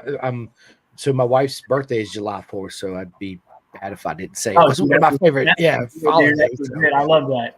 Yeah, dude, I love Halloween. I just love the whole dress up, go out, blah blah blah blah blah. It's man, and of course Christmas because of my son. But then it's like motorcycles. I look at my wallet and I'm like, I had money, but Christmas comes, I ain't got no more money. So whatever holidays are within the riding season, I guess we can consider those. Anything outside of that, I'm like, okay, that means I'm not in the riding season. So let's hurry a little bit. Right, yeah, dude, 100%. And dude, so we got a good buddy of mine, an absolute legend, proper mega fast, Crease Elliott. You know who Crease is? Crease, I do. He actually reached out to me the other day, and we started a conversation. Now we're looking to see what maybe we could do this year. Maybe we could look at some stuff in 2025. So yeah, Crease reached out. I read through his resume. You want to talk about proper mega? You want to talk about someone who knows how to ride a bike? This guy's got it. This guy's got it. 110%. I had the honor to meet him and his dad at Road Atlanta last year. Had him on the podcast. Need to get him back on and sit back down with me. I know he's been busy and he's been out there absolutely murdering it out there in Colorado. So yeah, he is he's a legend now, but he's a proper future mega superstar at 100%. So growing up, I'm a big Star Wars nerd. Did you watch Star Wars? All of them. What Star Wars character would you be? Which Star Wars character would I be, or which Star Wars character am I currently? What Star Wars character are you currently? C-3PO. About as clumsy as that on most days, and normally just malfunctioning and short-circuiting at most places that I go. Yep, 100%. I'll be the first person to admit it. That's fine. I love it. Yeah, I usually have my lightsaber sitting here, but my son's got it. I got several lightsabers. Actually, I bought my son last year. Was it last year? For his birthday. It's called an N-Saber. Dude, it's the best lightsaber I've ever seen in my life. It was like $800. I got it on sale for like $400. It's Wi-Fi. It changes all these colors and dude, it's absolutely insane. So yeah, I'm a dude, that's wild. Star Wars nerd for sure. Dude, Darth Maul. I mean, let's be honest. Dude, my favorite, bro. I tell everybody Darth Maul. Darth Maul's like, man, like you never find anybody like that. But like, I'm not at the Darth Maul level yet. Like I'm getting there. I'm slowly turning. But yeah, I still short circuit on a normal basis. So whatever, you can call it what it is. It's fine. Dude, nobody will ever forget when they watched it and Darth Maul pull out the double-bladed lightsaber. I was like, oh shit, are you kidding me right now? Dude. Absolute legend off the jump. The Phantom Menace is up there with just for that time, just wild. Yeah, dude, it's dude. Now everybody knows that I'm a Star Wars person. This I can't wait for the comments on this one. Awesome, dude. Star Wars is the shit. I love it. What are you doing with your life? Yeah, I love it. So let me ask you this, man. If you had your own private track day, right? But Eric, you can invite any 3 people in the world, dead or alive. They could be outside of motorcycle racing, legends inside motorcycle racing, or just your parents or normal people. What 3 people would you invite to your personal track day? Casey Stoner. Legend. Casey Stoner.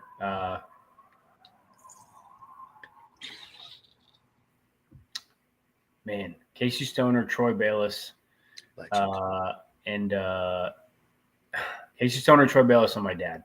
Man, my dad was such a big Stoner fan. My dad was just live and breathe and die Casey Stoner. I mean, the minute Stoner threw his leg over a Ducati, man, 100%. It's just to have those conversations, right? Like Bayless on the 999 in World Superbike, like the bike that my dad and I both had, being a Desmo guy, then Stoner being in GP, riding on a Ducati, right? Just and even if we do only do one session, right? I just want to go ride one session, but then I want to sit and I want to talk and I want to hear the stories, and I want my dad to hear those stories, right? Like I for Christmas one year, I got when I went to Indianapolis for the Indianapolis GP, and I got one of the posters where on one side it was it was Marco Melandri. Well, it was Hayden and Rossi on one side when Hayden and Rossi both rode for Ducati. Okay. And then so it was two-sided. On one side it was Nicky Hayden and Valentino Rossi. On the other side was, I think, just Valentino Rossi. And I put it in a tube and I sent it over to Italy and I got it signed. And it came back and I gave it to my dad for Christmas. I think my mom still got it in the basement somewhere, like hanging up in the wall or something. Yeah, I just to have the conversation, just to hear about, and I guess that maybe that'd be a hard toss about. Like I'd love to talk to Nicky Hayden, right? I'd like to talk to Nicky Hayden, Stoner, just hear about the bat. I mean, you want to talk. This is no way, shape, or form a dig at modern day GP, but you want to talk about the pinnacle golden era of GP and the come up, dude. Let's talk about the Nicky Hayden era, the Valentino Rossi and the Honda and the Yamaha era. Let's talk about those guys and what they did with nothing, right? With when you had traction control, or you had minimal electronics. It's that is GP. Like that is GP in its finest. And those are the guys I want to talk, right? They call it Stoner Corner for a reason, man. Watching him flow through there, Phillip Island, like that's what I want to hear about. Like those are the things I want to hear about. I got, matter of fact, the poster right here is Casey Stoner that I got signed by him at Indy. I've been to every Indy race except for the last year. Okay. MotoGP race. And funny story with Stoner is when I finally got to meet him, I went up to him and I had this poster. I was like, "Hey Stoner, man, I'm a huge fan. You don't mind signing this for me, right?" I'm watching my dog. She's over there chewing on my shoes. So I had to take it from her. I got a puppy and she's just wide open. Dude, I love it. Dude, I usually got both my dogs in here, and here they are. You got Princess, Fiona, and Charlie. Dude, I love it. But so anyway, Stoner, right? So I'm like, "Hey Stoner, you saw my poster." He looks at me flat out and says, "Sorry, mate." And turns around and walks away. And I was like, "What? Are you kidding me right now?" So my brother, his girlfriend was there with me at the time. So I'm like, "Here, take my poster. Go get it signed by Stoner for me." And of course, he walked up to him and was like, "Hey, Stoner, will you mind signing this poster for me?" He's like, "Yeah, sure. Why not?" And he looks at me as he signed because he it was my poster, right? And I was like, "Bro, you could have just signed it for me." And he just winked at me and walked off. And I was like, I get it. She had tits. I don't. I get it, right? And he just laughed, dude. It was hilarious. Dude, that's awesome. That's awesome. Yeah, dude. I remember the first time you and I talked in your studio. The first thing that caught my eye. I mean, obviously, you got a way better background than I got back here. But right over your right shoulder, the first thing I noticed was that Miguel Duhamel poster, and I saw that on the back wall. I was like, dude, that is old school AMA. I remember going to Road America and watching him and Neil Hodgson and those boys battle it out at Road America, like coming out of 14, battling up the hill. Dude, that's some classic AMA stuff right there. That's legit. That's old school. I love that. That's actually signed by Miguel Duhamel. Oh, dude, so sick. I got that. Then right here, I got Aaron Yates on the Muzzy Kawasaki ZX7RR sign. Dude, I'm a nerd. I got Neil Hodgson on the Ducati 999 up here on the wall. I don't know. Dude, hang on. Let me move this. Let me see if I can get this to come in on the laptop. So you got Stoner Melandri, you got Neil Hodgson on the 999, of course. You got see Rossi, and then see Nicky Hayden and Rossi, and then further down there's a Anthony Gobert signed Anthony Gobert poster. That's a signed Gobert poster. Yeah, that's a signed Anthony Gobert, dude. Original I got in that was at the last year at Phoenix International Raceway when the last year AMA Superbike went. And then I got the poster straight up. With Hayden and Rossi, that's the poster that is signed. Yep. That my dad has. Yep. Yeah, dude, it's so sick. Dude, I'm a nerd, dude. Y'all don't even know the half of it, bro. Dude, I love it. Ray said Duhamel is the man. Hell yeah, Race gets it. That's it. And then you got so I got Cam Bobier's front fairing that's sitting right here, and then I got his tail section. Of course, a bunch of Nicky Hayden, Tommy Hayden, Robert, and that tank shroud right here is actually Alex Marquez's Mark VS Moto 2 tank shroud signed by him. Oh, that's legit. And then man, you got all sorts of memorabilia in there, dude, y'all, and this ain't even a third of it. Like I could have a whole house and just be nothing but motorcycles. Awesome. I meet up with it. I'm a nerd.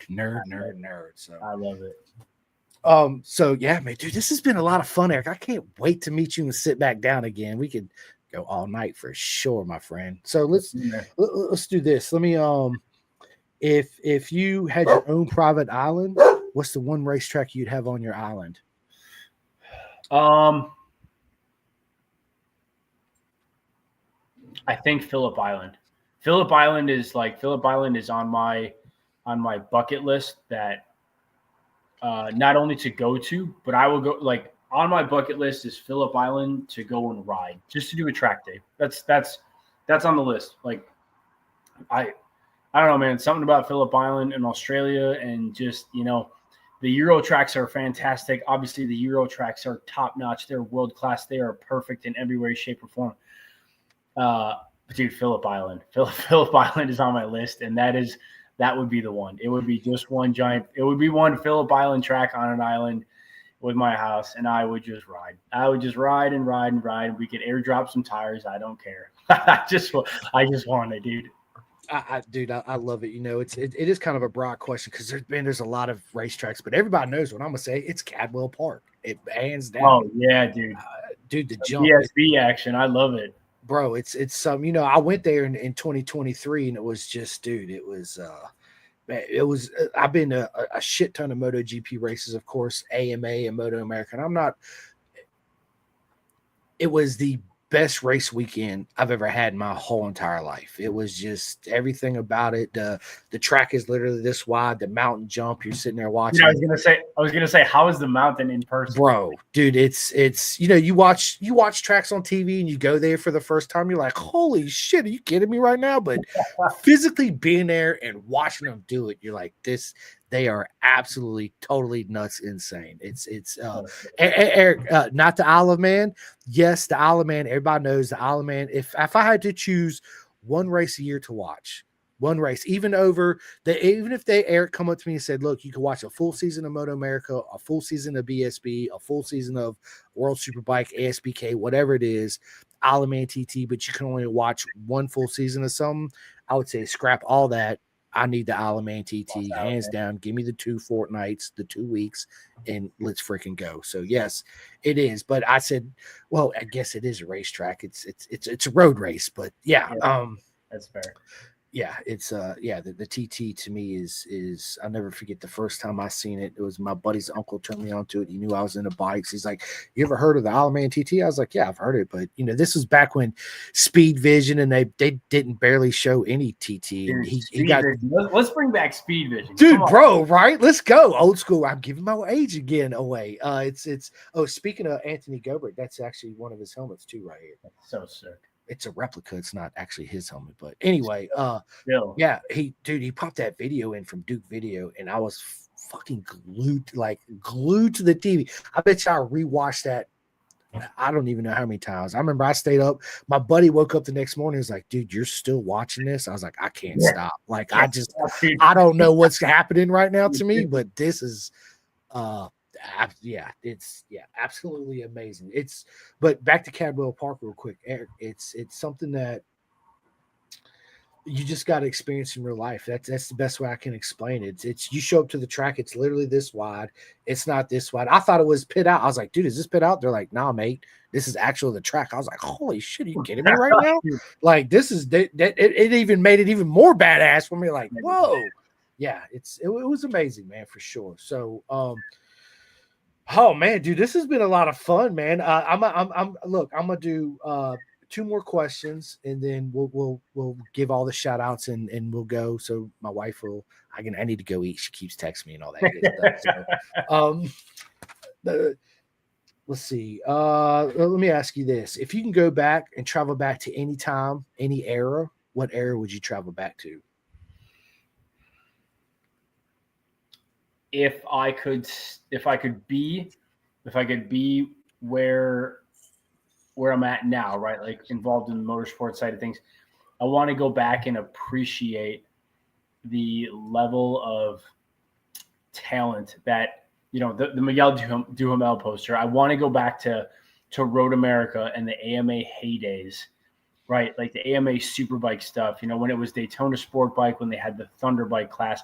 I want to go back and I want to appreciate the level of talent that was going on during that time, just to truly understand the names and the people that were riding, right? Like you had the Haydens, you had Jamie Hacken, Miguel Duhamel, Pascal Picat. Dude, I can go on and on, baby.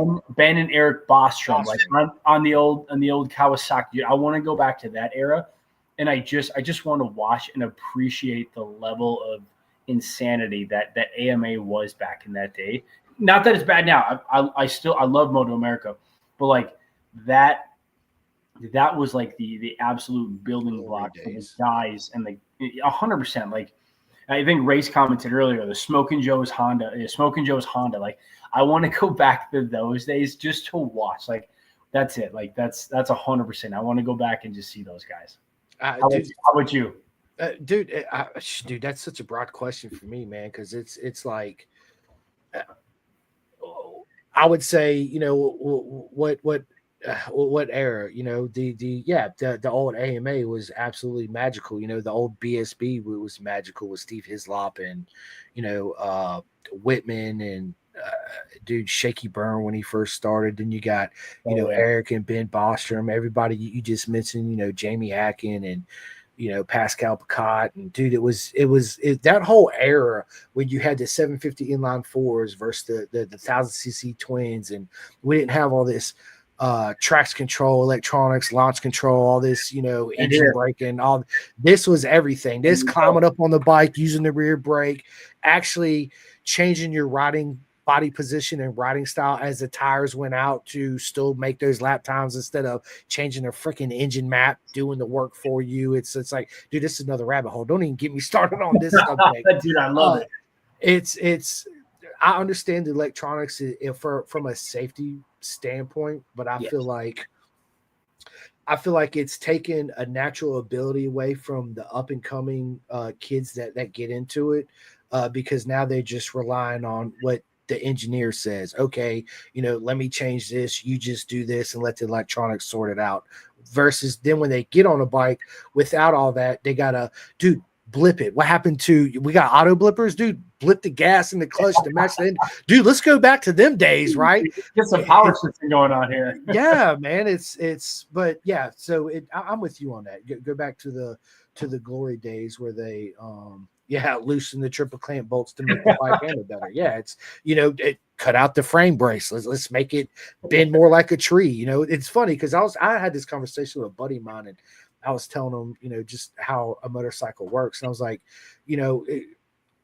cornering. I was like, you understand when we're linked over on a bike, the chassis actually flexes, the swing arm flexes, and your two front forks, guess what?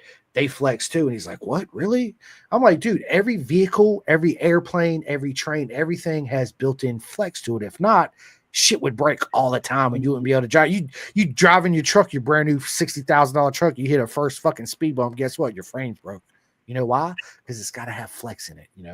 So that whole, and I blew his mind. He's like, he just turned around, walked away. I was like, yeah, you just think about that and come back and tell me what you think. So yeah, I'm with you on that. Bring back the old school way of racing. I would love to see.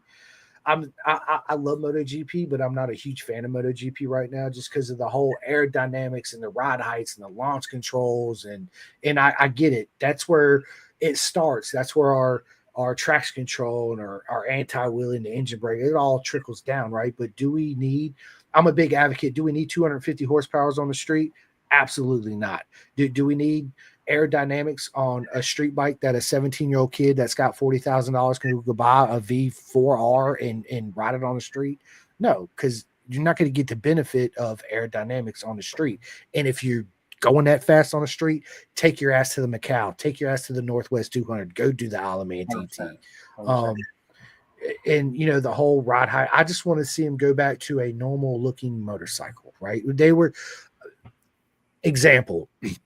It took them up until I don't want to get this wrong. I want to say 5 years ago to beat Jorge Lorenzo's track record. Damn, I can't even remember the track right now. When there was no aerodynamics, no launch control, no ride height devices, none of that, right? So having the aero, yeah, I understand it has some effect on it, but you got to be in that percentage where you're doing those speeds in order to get those effects, right? Again, this is another rant, Eric. This is something you can sit down and do this the whole time because I'll get deep into it. Matter of fact, having this same conversation is what got me on Pin the Gas as a guest the first time. Okay. What was this conversation I'm having with you right now about the whole ride height, aerodynamics? I understand that. Again, Ducati's so genius with Gigi. He got a thing in the back to where if you get behind him, it causes hot air. The tire temperatures go up, so you can't follow that close. You got to roll off to the tire.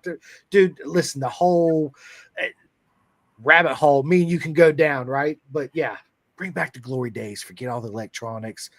Let the rider be the rider in the main difference, not because now, as you know, because you're into it, you got bikes that know what corner they're in, what racetrack they're on, and all this other aerotech space engineering Elon Musk shit, right? Bring back simple, bring back carburetors. Dang. That's a lost art.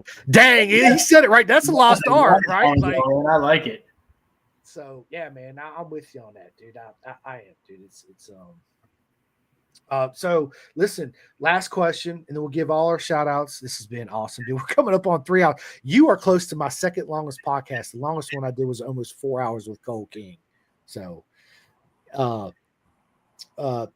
if you could have one superpower, Eric, what's the one superpower you'd have? Yeah, man. You gotta ask deep questions. I don't know. That's a good question.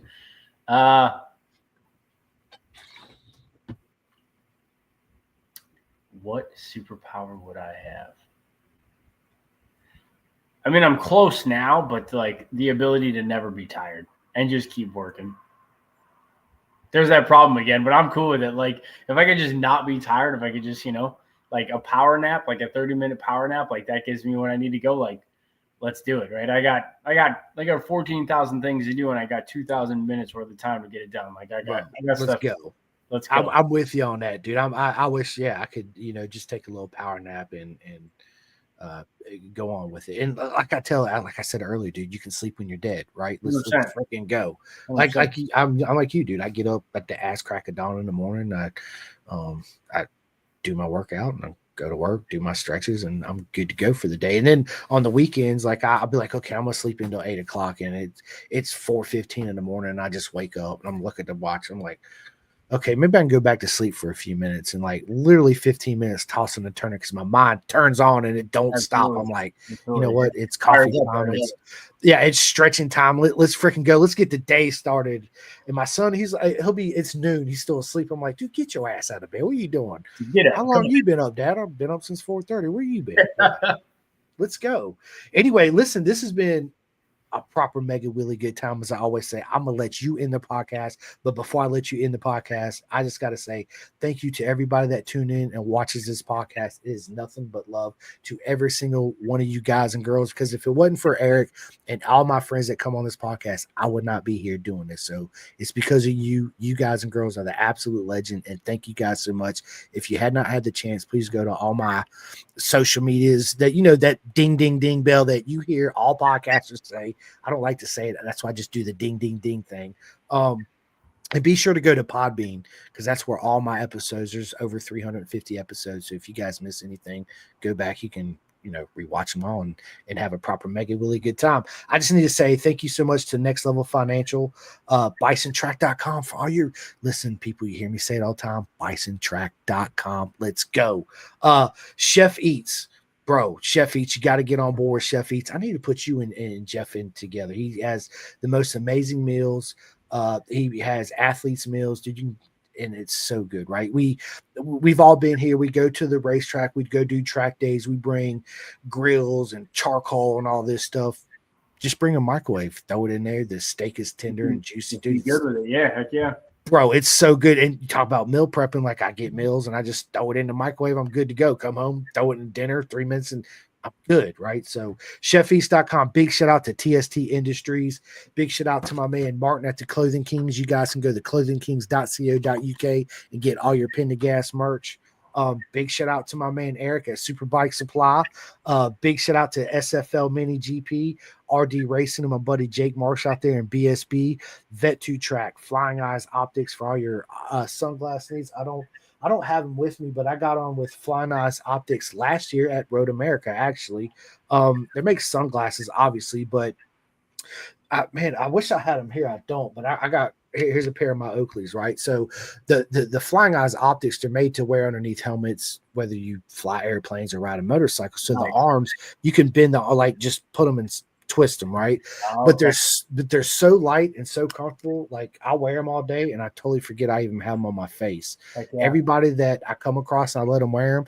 They try to steal them from me. I'm like, you can't steal my son. You got to give them back. But listen, you guys go to flyingoptics.com, use the discount code PINTOGAS10 and get all your get 10% off. Same thing with Chef Eats. He just gave me a discount code. Of course, you already guys know what it is. It's Pin to Gas and get you a discount on some of the best meals on the planet. Big shout out to Ghetto Customs for all your custom body work. Chris Barris, he's an absolute legend.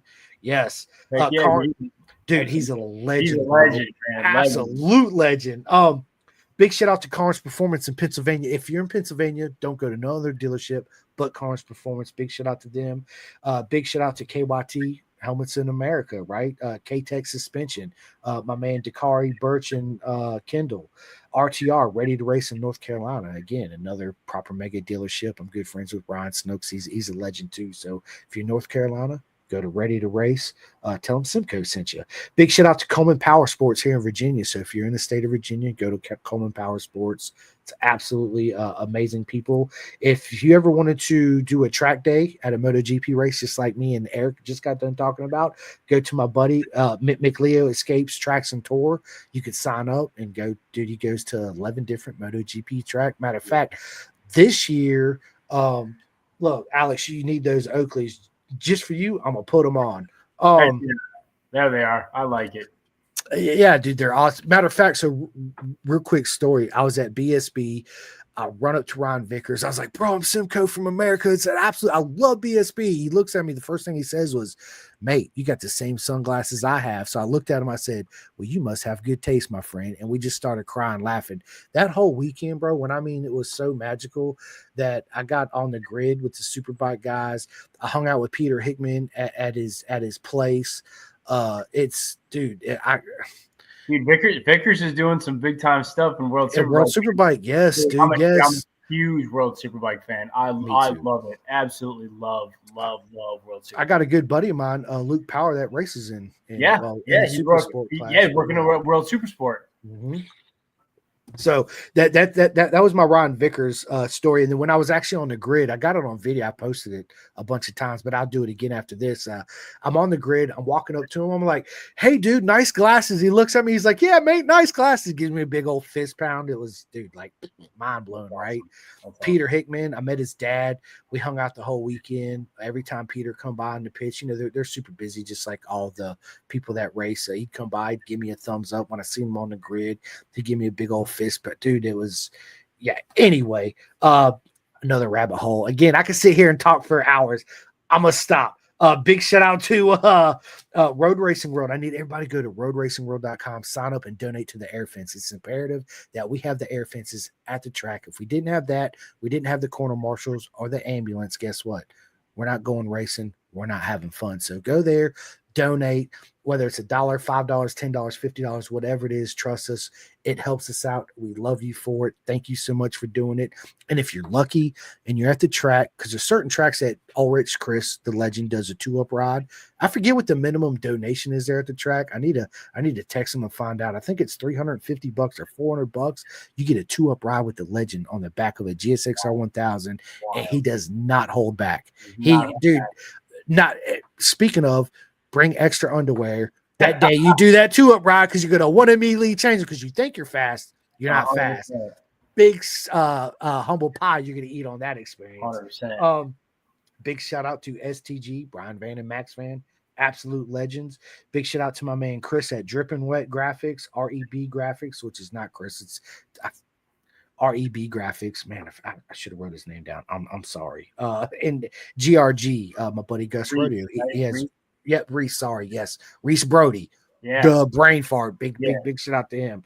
Again, everybody I'm talking about are my friends in the industry. You're not gonna go wrong from ordering anything from anybody. Big shout out to Venom Undersuits. Right, this is something I tell Eric too all the time.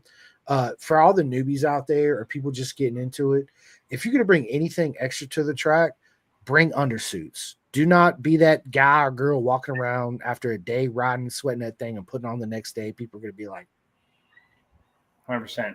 It's over that way, right? Like, yeah. So bring a couple of undersuits with you. Bring more than underwear, okay? Because you can substitute anyway. All my friends out there in the UK, anybody want to get one-on-one coaching, you can go to v121pro.com. My man Mike the Spike Edwards, which is a 6-time BSB champ, he's an absolute legend, does coaching out there. So go sign up and get some proper coaching. Big shout out to BTR, one of the best programs I think we have in Moto America.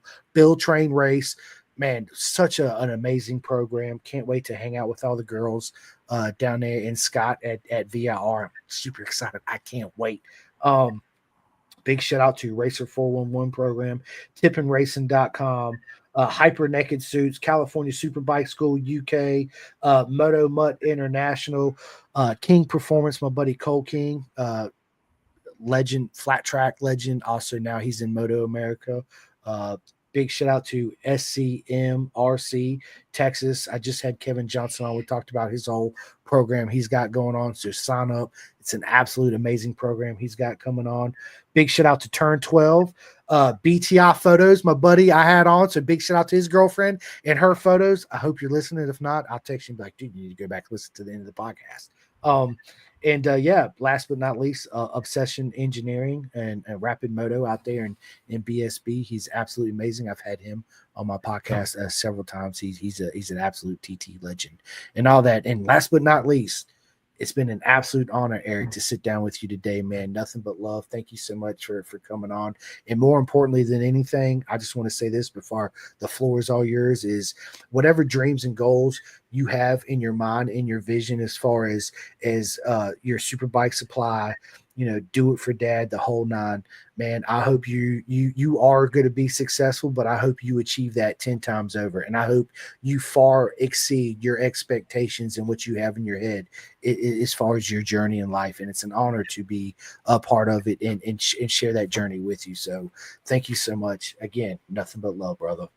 Thank you, sir. I appreciate it. Yeah, none of this is possible without the partners that stand behind this. And whether it's the guys and the sponsors, from Moto America, EBC, Vortex, GB Racing, Christy Clay Paint, Blue Crew, SC Project, Motorex, any of the teams that stand behind us there, or any of the brands that have jumped on board with Superbike Supply and allowed me to provide the parts to the paddocks, whether it's Attack Performance, it's Woodcraft, it's the teams at Bison and KYT, right? The dynamic duo, right? Just taking on paddocks across the United States.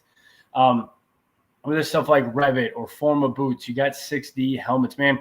It's your point. I could go on and on and on. But at the end of the day, it's these brands that allow me to go through and sell their product and get their product out to these paddocks, to get these products, out to racers and explain, the necessary need for them and why they're good. In my personal camp,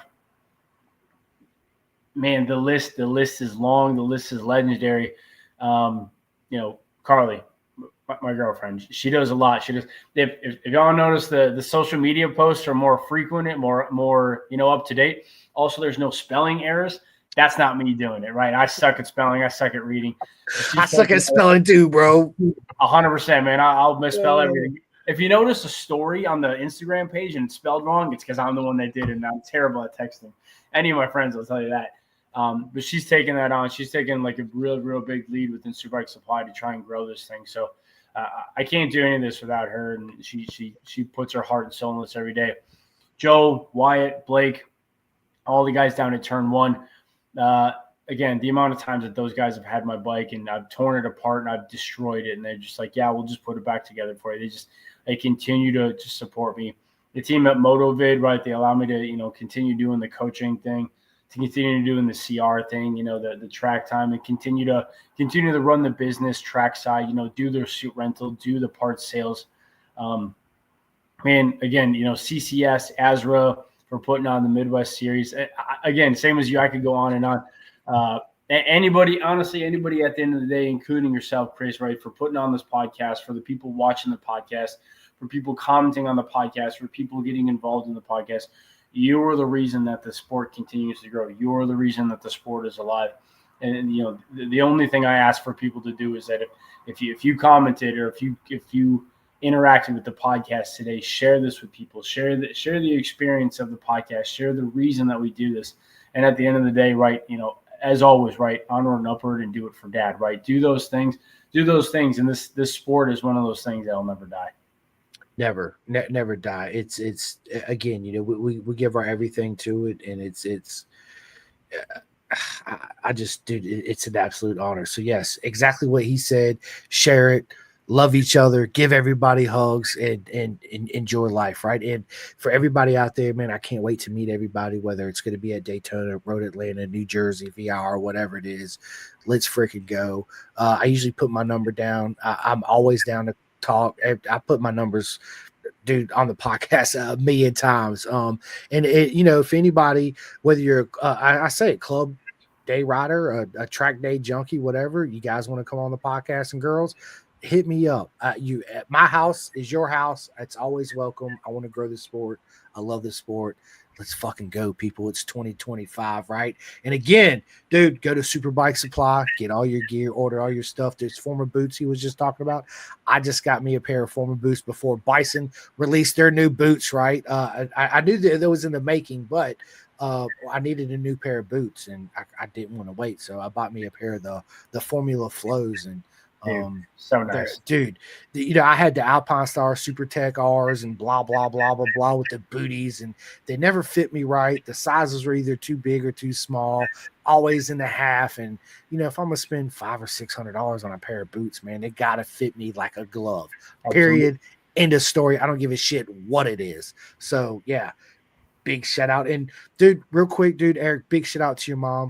Thank you for the invite and for sticking around with us doing this about motorcycles for 3 hours and 9 minutes. So yeah, let's go. But Eric, dude, this has been a lot of fun. Just stay on with me for 1 second after I end this. And listen, I hope everybody's day, weekend, the rest of the year is proper mega as you guys are. And yeah, thanks for tuning in, and I will see you guys soon. Eric, is there anything you want to say before I end this? I'm good, man. I appreciate it. Thank you very much for watching. Yeah, me too. See you guys. Let me end this. Calling all two-wheel enthusiasts, get ready to rev up your earbuds with Pin the Gas Podcast, the ultimate motorcycle racing podcast, hosted by Chris Simcoe, one of our very own excellent leaders here in Roanoke, Virginia. With expert analysis, behind-the-scenes stories, and exclusive writer interviews, Pin the Gas Podcast delivers the adrenaline rush of the racetrack straight to your ears. Whether you're a diehard fan or a curious newcomer, you'll gain insights that will transform how you watch and understand motorcycle racing. On your favorite podcast app, join Simcoe as he takes you on a high-speed journey through the world of motorcycle racing. Pin the Gas Podcast.